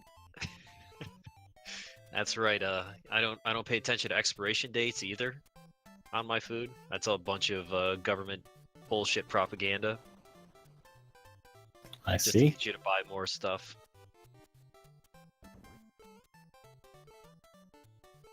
Justin Man rocketing through these final stages here are making quite a rapid pace here. That's interesting. I'm not sure what he did, but there's too many sprites on the screen, and he despawned the bullet spitter guy that he needs to jump off the top of. There, he gets him back, and that looked like it was a good jump there. He made it. Justin Man showing that you can in fact wrap around the screen going right to left. That is a concept I was not aware of until this point in time. Yeah, he's actually doing a little bit of a slip up here, but other than this, this looks like it's easily going to be the time of the tournament. I would consider D-pad dead in the water at this point. It's not over yet, Sir Buzz of Thunder. Anything can happen. Justin Man is down to 1 health. Any amount of slippage, any amount of nip slips, and this could be a race once again. It's certainly good. He doesn't pop his cork there, or he pops the cork of the Birdo and advances. Still got a life in hand. Last level, he's got the Toad guy, and yeah, let's see what he does. Meanwhile, D-pad fighting a red Birdo who can spit fire and eggs. So those are cooked eggs that he's firing. If those in fact are eggs, I don't know, I always call them eggs. They look like eggs to me.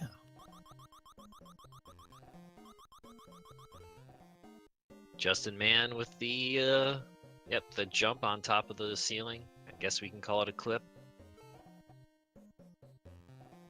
D-pad Danny, unfortunately, taking a game over to the Birdo. Will have to repeat stage 6-1 here.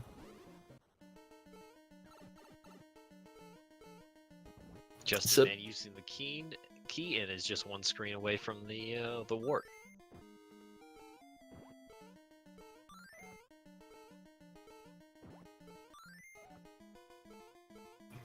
So, Buzz of Thunder, what would you do if you saw a disembodied black bird head floating at you? Oh, I don't know. I would probably drink some water. No, I'd have to sober up at that point, or maybe just try to wake up. Are you saying this is all a dream? It's possible. It's possible, but I mean, there could be a disembodied blackbird head flying at you, some type of timely decapitation. That could definitely happen. Yeah. In the dead of night, a blackbird. Certainly a stretch there, Buzz Thunder. Just trying to keep up. Justin Man on the final boss of Wart here in the 11-minute mark. D-pad Danny entering stage 6-2, probably one of the more difficult stages, considerable, almost an auto-scroller of sorts, so it definitely takes a fair amount of time.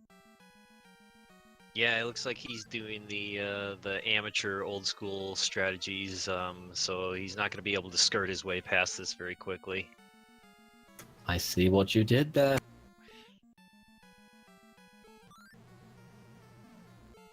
Meanwhile, Justin Man needs a few more hits on King Wart.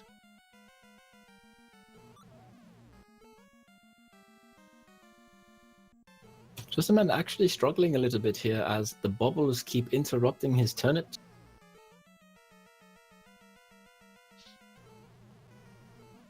Yeah, Pulse Thunder, also when's the down. last time you actually consumed a turnip? I don't know if I ever have.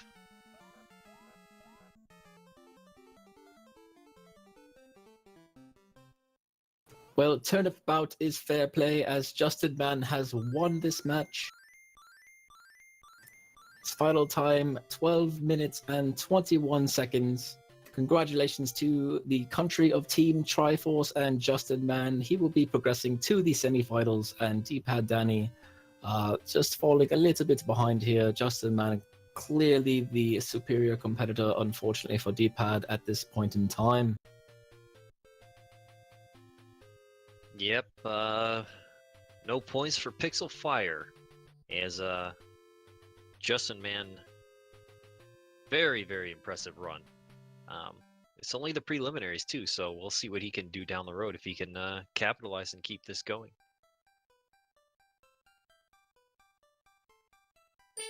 I do look forward to seeing Justin Man compete in the semi-finals. As D-pad Danny finishes up here, Buzz Thunder, I have an important question for you. If you were going to buy a sub sandwich, what kind of cheese would you like on that sandwich? Oh, depends on what kind of sandwich it is. Do I get my choice of both? And from Certainly. where? Oh, geez, and from where? I usually go to Jimmy John's, in which I don't get any cheese, but I think I could buy a nice. Got a place around here called Hungry Hobo, and you buy a. It's like a hot sandwich, cooked steak with. It has provolone cheese on it, mushrooms, banana peppers, onions. It's a really good greasy sandwich. That would be my choice right there. I believe you Americans call one of those a Philly cheesesteak. Yeah, I guess that would be a version of a cheesesteak sandwich. Yeah, that's a Philadelphia thing. I don't think I've ever had one of those, honestly. I'm Now, not. what is a London cheesesteak? Is that a thing? Well, a London cheesesteak might get you kicked out of some places here, so I'm not going to go into too much detail about that. Yeah, I was thinking that kind of sounded like more of a verb than a noun. Though, said Buzz of Thunder, I bet you've seen some London cheesesteaks in your time, if you know what I'm saying. Well, you know, we can. We've all been to college.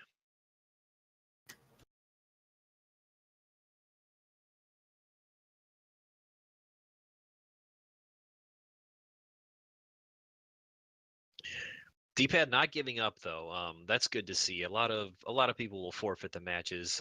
You got to have some pride for your country. You gotta just finish it up. You know. I mean, look at Nancy Kerrigan. I definitely agree. Attempting to at least complete the run, even though D-pad Danny is on his last life here, is a respectable act, and the country of Pixel Fire, I'm sure, respects him for it.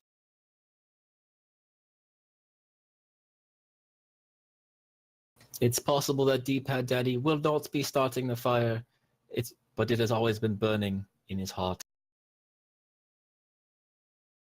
I don't think you're allowed to do that one because Billy Joel's American.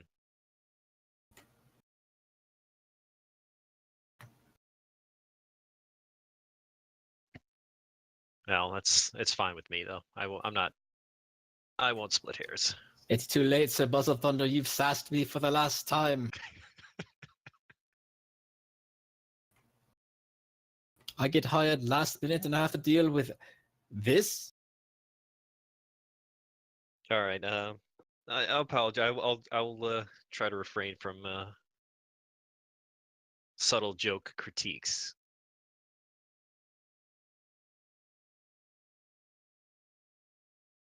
Definitely will be having a conversation with my agent after this one.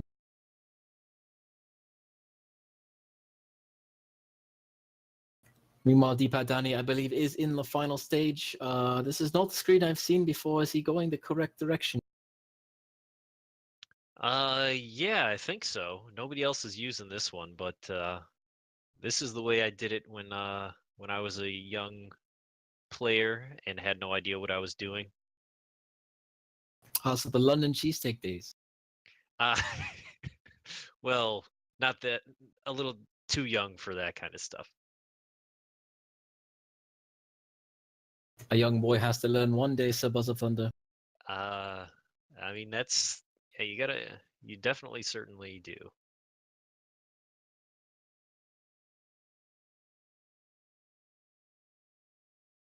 But enough picking the low-hanging fruits. D-Pad Danny climbing this chain here, climbing to the heavens. Quite honestly, I'm not familiar with the layout of this final level at all, but hopefully D-Pad Danny is. It looks like he's making significant progress here. Yeah, he's getting close to the end. There's another long room here. This is just a different path, as Wart's Castle is kind of a maze. I do believe I've seen these sliding platforms in a game called Donkey Kong before. They're very similar. Yeah, they look like the Donkey Kong stuff.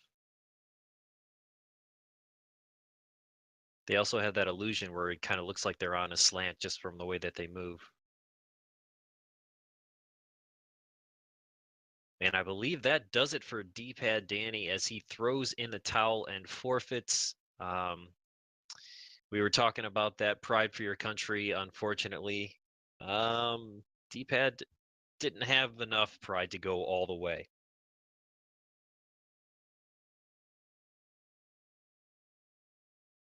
But for sorry, go ahead. Certainly a great showing for D-Pad Danny and a even better showing for JustinBan114. He will be progressing to the semifinals, and we're going to go ahead and send it back to Hans Buttface. Hans.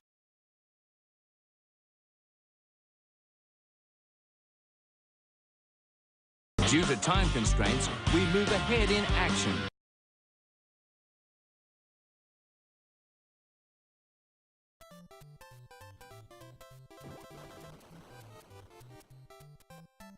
And welcome back to day 2 of Super Mario Bros. 2 coverage. Jackamus Wedge is re-entering stage 7-1 here.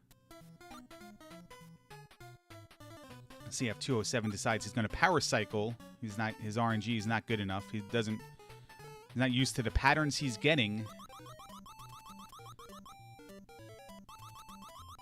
Going to take the card out, blow in it, and restart at World 1-1. So once again, welcome the viewers of the Justin Man 114 race versus D-Pad Danny. This is Jackamus Wedge of Special K versus CF207 of the Oconomowoc Octoroks. To recap this race so far, Jackamus Wedge has taken 2 continuous game overs in stage 7-2, and CF207 has basically owned deaths in World 6. I think all of his deaths, all of his game overs has come in World 6. Be it 6-1 or 6-2 or 6-3. CF, there's no mushroom there. You already got it, buddy. Jack just trying to get to the door here in 7-2. It's been a wild affair. 8 overtime equivalent. Jack doing a little bit of a double dutch there. In Biggins, and he'll be on his way. So the furthest Jack has made it, he's made it to the door before Wart. He powered through this level with 0 lives left, got all the way there, and took a death to the door. Jumps right into the, walks right into the spark there.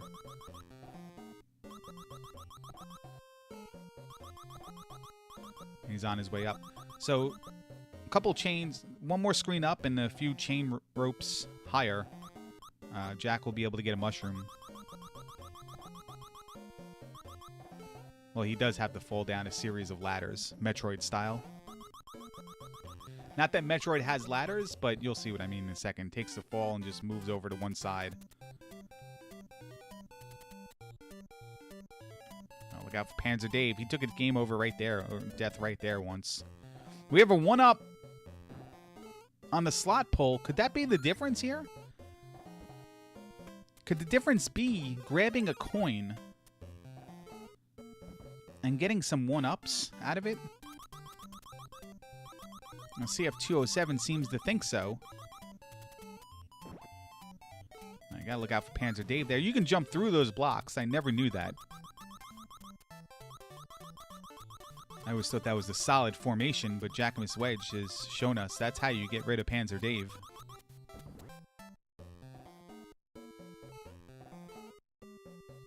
There are more coins for CF207, so the light bulb went over his head. WWBGTD. And nice job there with Jack learning his lesson from prior attempts and not taking damage at that part, getting through this door at full health.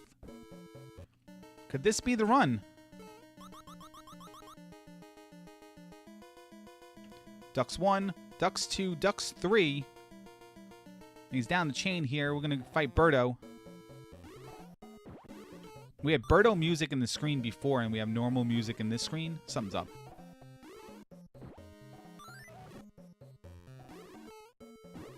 One egg to the schnoz. 2 eggs to the schnoz. There we go. We have a key get. Oh, he's got to get through the door. He got through the door. I don't know if... Oh, he takes damage there. That key's in a bad spot. There we go. And we're going to have 2 health here for the Angry Door of Doom.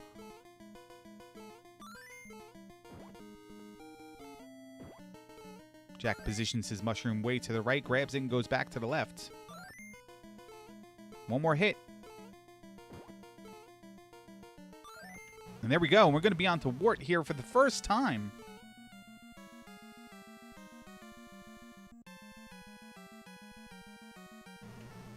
Does not look like CF got any 1-ups there. He may have, but not on the last pull. Doesn't look like it according to his health number of lives left.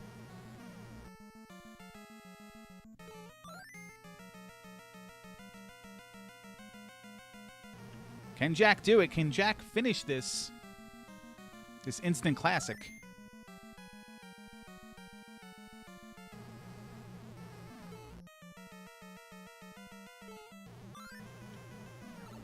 Oh, he takes a hit.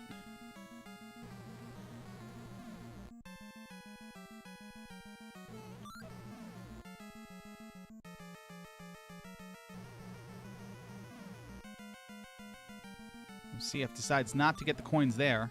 Goes right down the pipe. He's going to be moving on to 4-1 here. A couple more hits left for Jack. He used Onion Z to perfection there.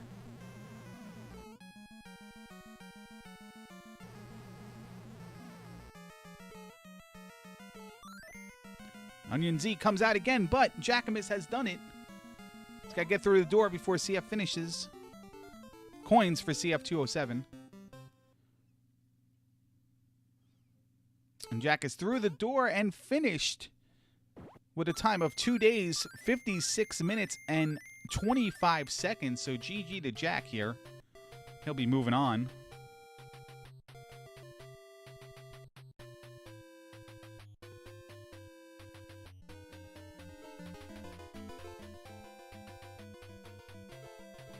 And CF207 is finishing up stage 4-1 here.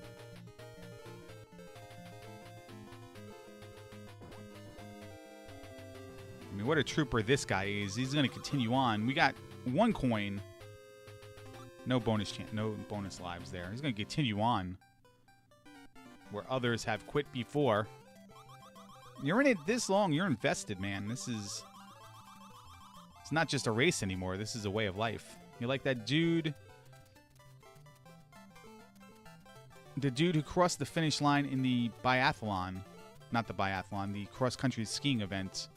That was, like, congratulated by the dude from the country that never snows, that never... And also apparently never wears a shirt without applying oil to his chest. Like, CF207 is that guy right now, and Jacquemus Wedge is the guy from Tonga. Or Samoa, who doesn't wear a shirt and oils himself up. Greased up Samoan guy.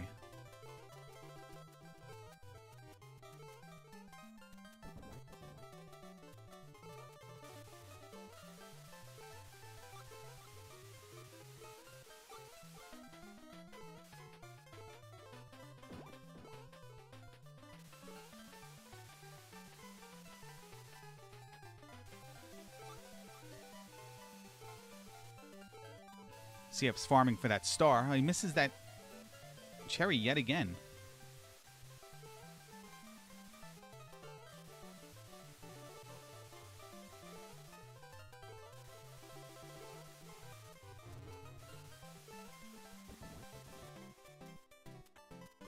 Got pressed down there, buddy. World 6. Here we go.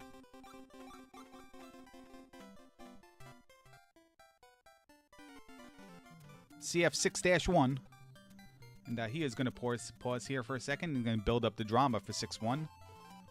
Let everyone know that, hey, guys, look at me. Check me out in the green shirt with the stupid legs. I'm on 601. Yes, we have a potion.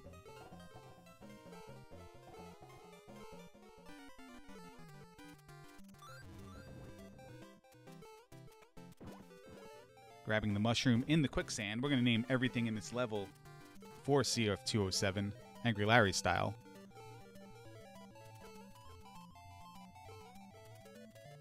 I'm sure he's watching right now in chat. Proud. Throw up the choke finger there, please, Angry Larry. We're going to do the trifecta. We're going to do the potion, the mushroom, and the turtle shell.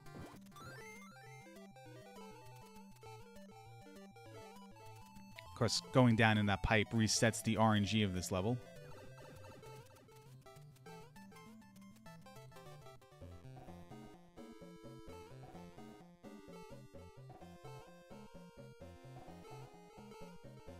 Let's see if he can CF jump. He doesn't have the life left to CF jump, but that didn't stop his Okanamo walk.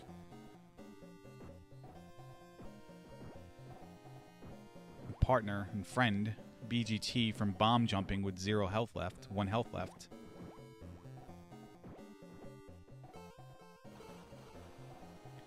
In another game. But CF is going to take the key and climb here. Gotta look out for the Mask of Doom. He's going to throw the key. He doesn't want the key anymore. Nope, he's going to go back and get the key. He's throwing a temper tantrum right now. But he realizes that, you know, he's not going to get dessert if he doesn't use the key. Nice clip right into the edge of that ledge there. That enables him to get a free walk right to the door.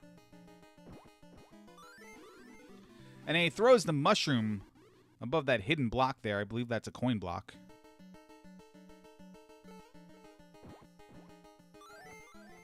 So just when you didn't think you can see anything different in 6-1, CF207 is showing you all the ways to glitch into doors and Birdo and double jump. And now we have a block on top of a hidden coin block. It's amazing.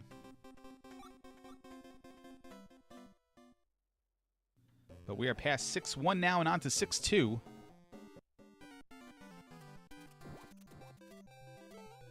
He grabs the CF Pumpkin. Hits the CF Albatross. Gets the CF Super Jump ready to jump over CF Dave.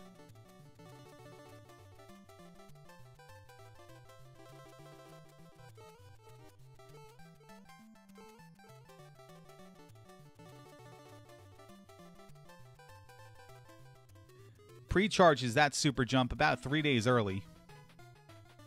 He's going to have to do it yet again. Or I can just do that.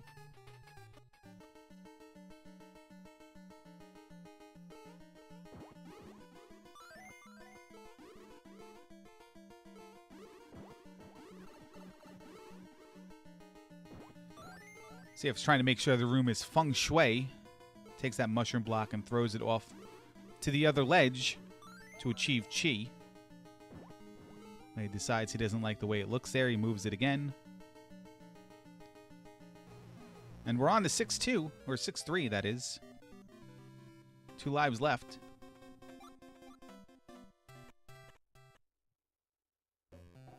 Chat asks, who's the stupid idiot with the wobbly legs? Luigi raises his hand.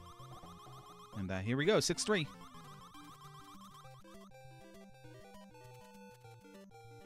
Die. Die in quicksand, Luigi.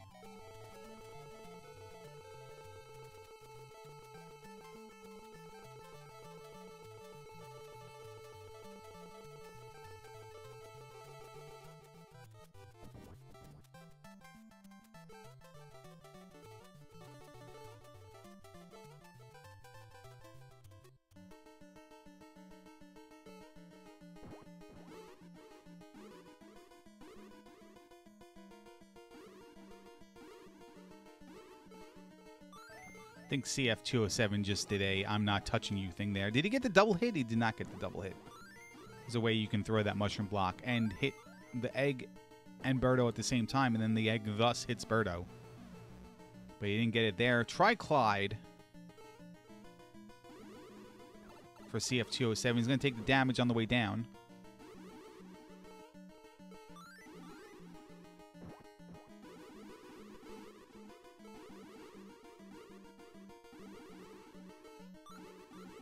Going to build himself a protective wall. 3 high. How high can he go? Let's see how high he stacks this.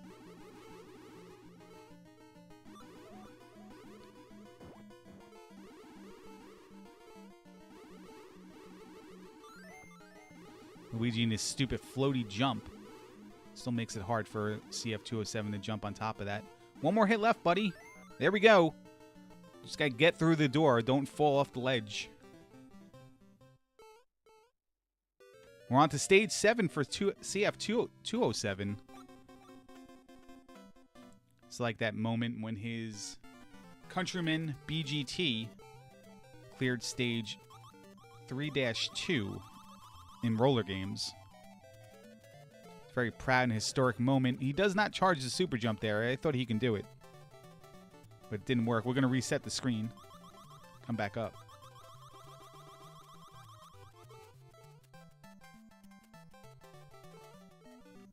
No super jump again.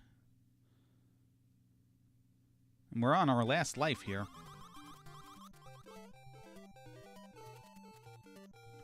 There we go. Just had to do a stupid Luigi C jump to get up there. Big jump there. And we're rocket shipping up. Let's see how he handles this part where Jackamus had to go down the cloud platforms. Nope, he's going to use the jump off the snippet and try. He's going to have to set it back up. Nope, he's going to go right down. So like missing an encounter skip by Darunia, he's just going to power right through it. And take damage to that snippet and then decide he's going to just throw him off the ledge for making him lose health. I don't blame him.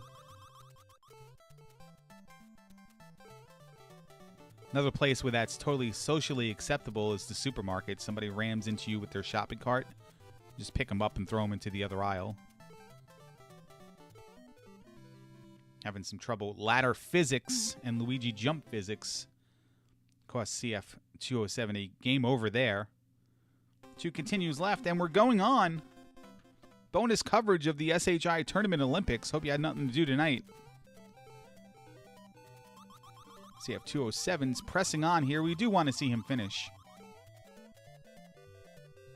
It's well within reach. Not within reach is that Albatross, though. So we're going to reset this screen.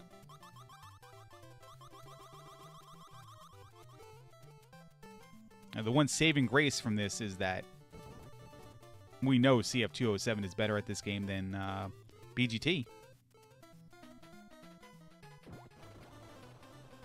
And CF207 has the only win for the Oconomowoc Octoroks.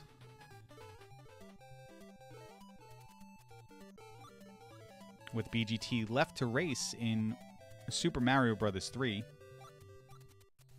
An event we'll see here next week on the SHI Tournament Olympics Primetime show.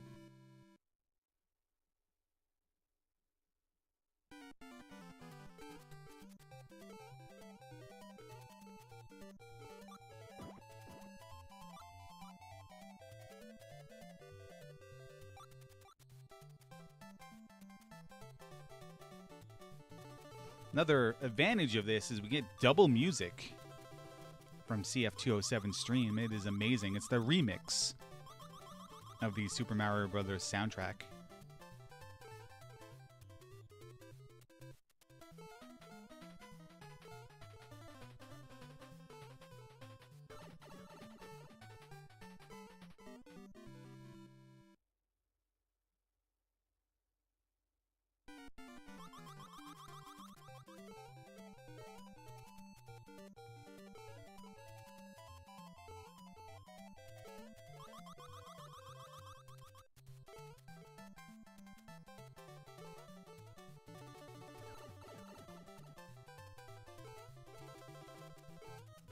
All right, big super jump here. Grab that ladder.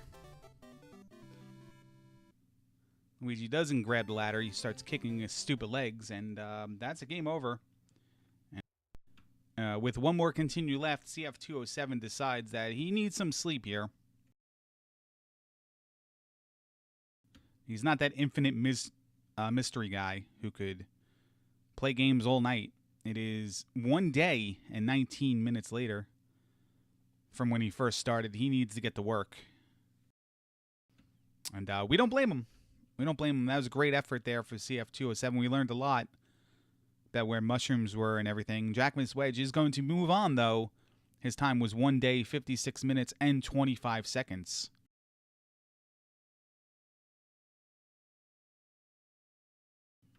And in the Battle of the Jays, Jackman's Wedge will be moving on to take on Justin Mann 114 in round number 2. The semifinals, Armageddon Time from Rose City Nation of Fapagidia in a Battle of A's will be taking on Angry Larry of 2 Gamers 1_.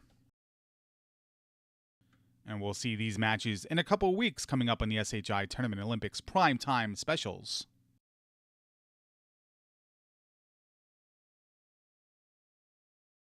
Coming up next week, we have the first round of Super Mario Bros. 3 as the 6th and final event of the SHI Tournament Olympics.